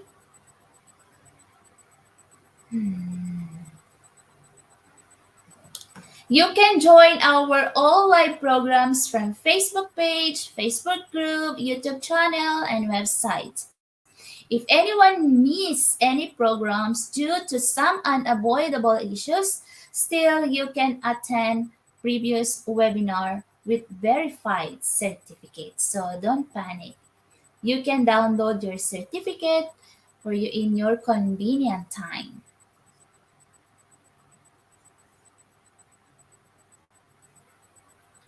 Dear participants, if any problem raised to claim your certificate or any other issues, please don't be hesitant to contact us.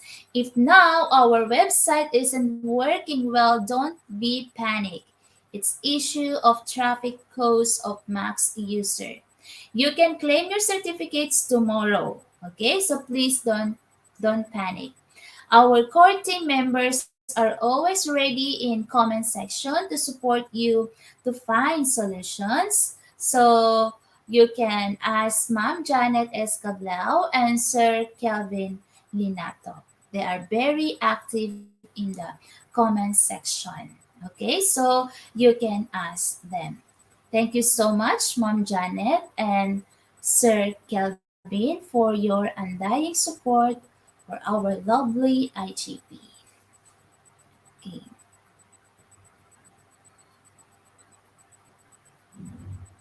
And our next webinar tomorrow, August 5, 2021. So please don't miss this relevant topic tomorrow. Self-determination leads to success, with 3 speakers from Morocco, United Kingdom, and United States. Okay, so I hope you will attend this webinar tomorrow. And next is on August 6th, we have the title Mental Health for Educators, with 2 speakers from United States, Mom Yolanda and Mom Nisha. Okay, so that will be on August 6th.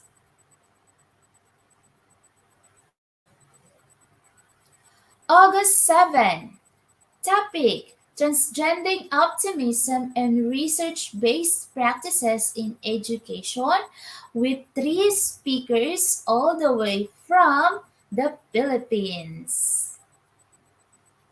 Okay.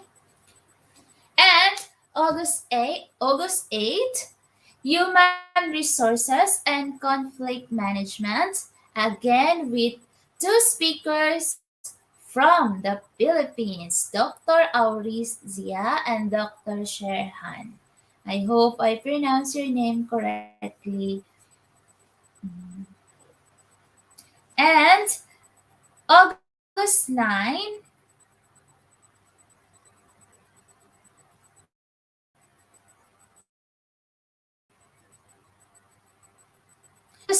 we have the topic Transforming the Future Through Education, with 3 speakers from South Africa, Tunisia, and of course from India. So please don't miss this relevant topic on August 9, 2021. And August 10, we have the topic Global Communication for Educators, with 3 speakers from the Philippines and also from United Arab Emirates.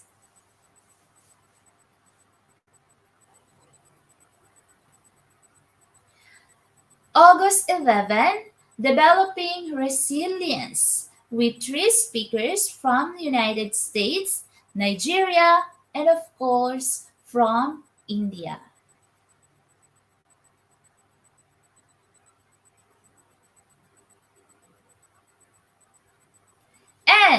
August 12, topic creativity in teaching with two speakers from the Philippines and, of course, from Uzbekistan.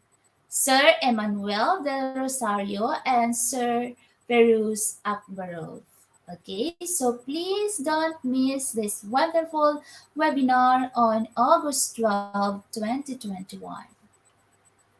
At August 13, topic Leading Change Through Uncertainty with three speakers from the Philippines, South Africa, and United States.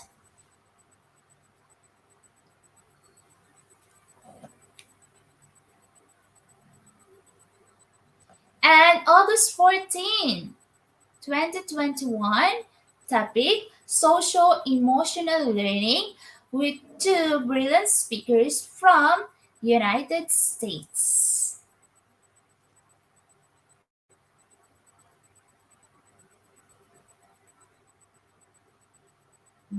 Okay, and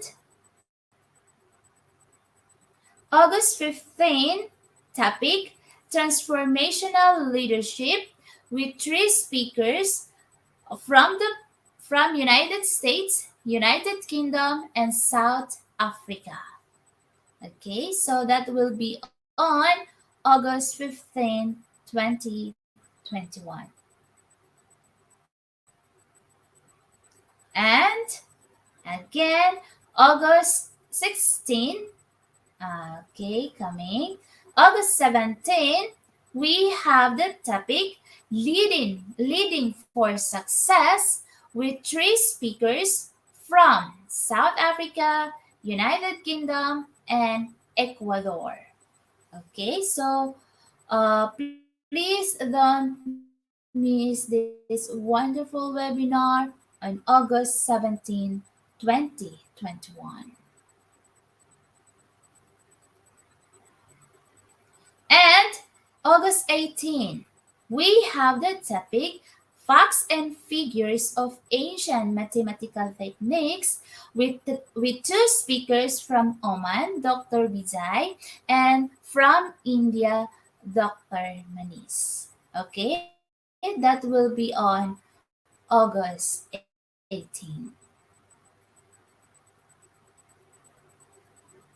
And August 19, topic Community Engagement and Empowerment with three speakers from Vietnam, India, and from Nigeria.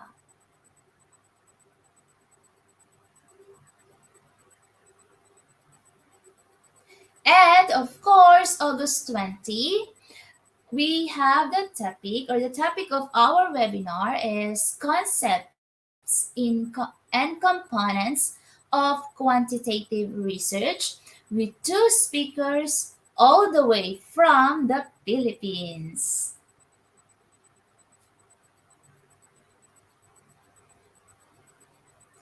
August 21,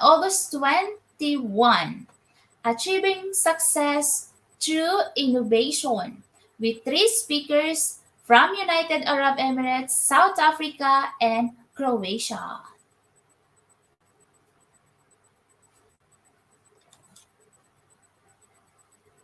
And August 23, topic Leadership in Education with three speakers from South Africa, Switzerland, and of course from Croatia.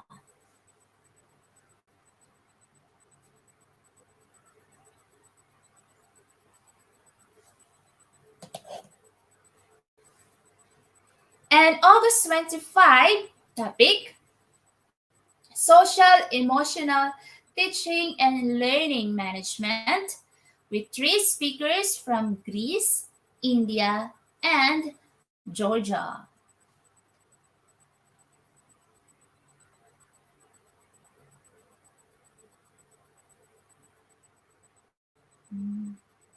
And August 27, Thriving for Success with three speakers from South Africa, India, Nigeria, and of course from Singapore.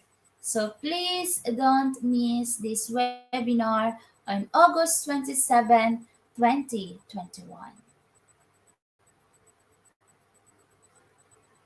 And August 28th, topic significant and dynamic trends in education. So we have the speakers from Thailand. Actually, the speakers are my advisor and our head. Okay, from Thailand. Dr. Teresita and Dr. Mark. Okay, so please don't miss this wonderful webinar on August 28th.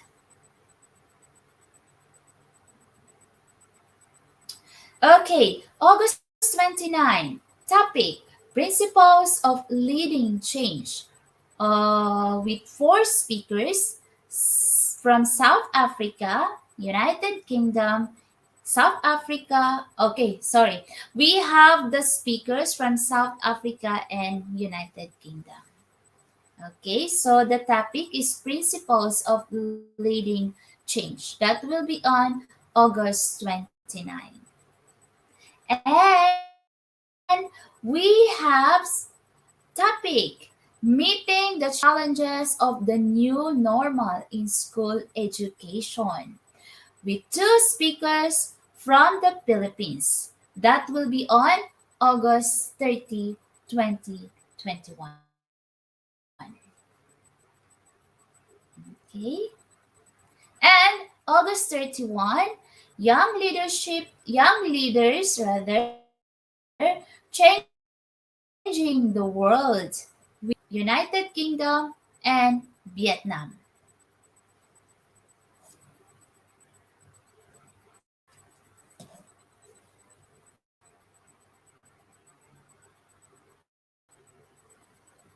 And September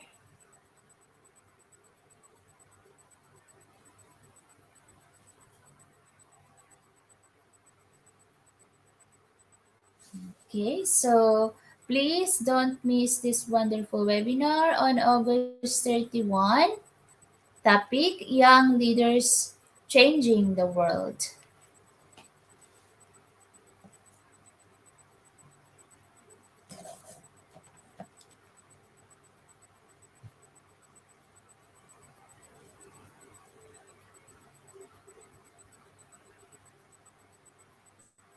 Okay, so September 1, Redefining Education with two speakers all the way from India. And September 3, topic Importance of co-curricular activities in teaching and learning process with three speakers from India and Sri Lanka.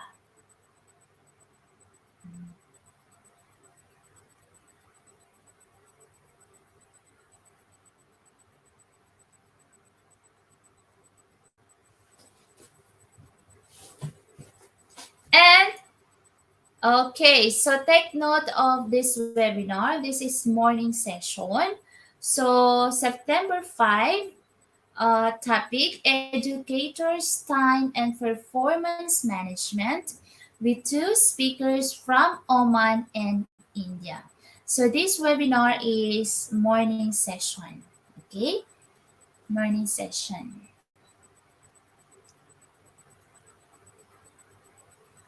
And September 5, Technology of the Future in Education, Advantages and Challenges with three speakers from Croatia and from India.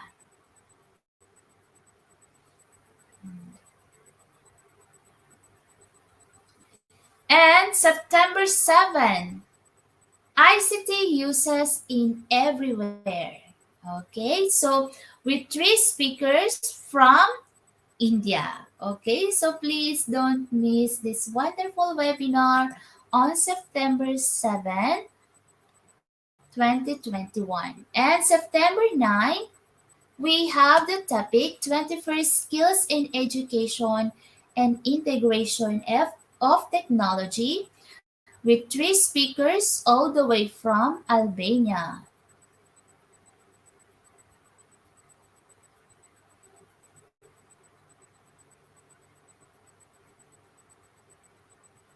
And September 11, topic supporting learning through interactive learning tools with 3 speakers all the way from the Philippines.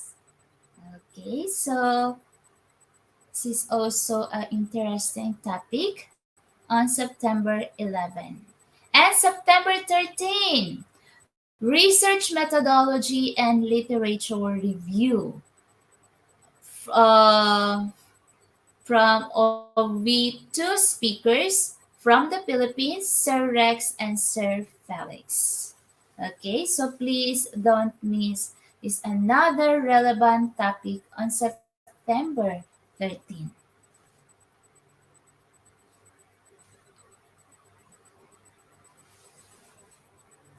And September 19, psychosocial issues of students with 3 speakers from India and Australia.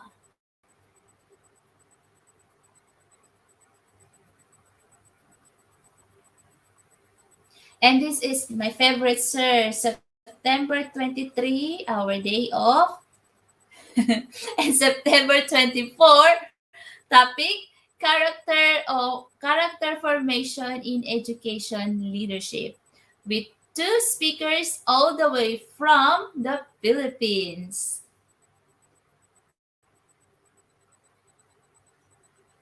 And September 25, topic learning across areas of math, social studies, and assessment with 3 speakers, again from the Philippines.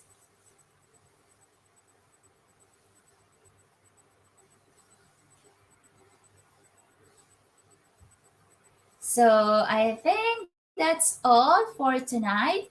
Thank you so much for your active participation tonight. Thank you so much. Sir Redentor, thank you so much.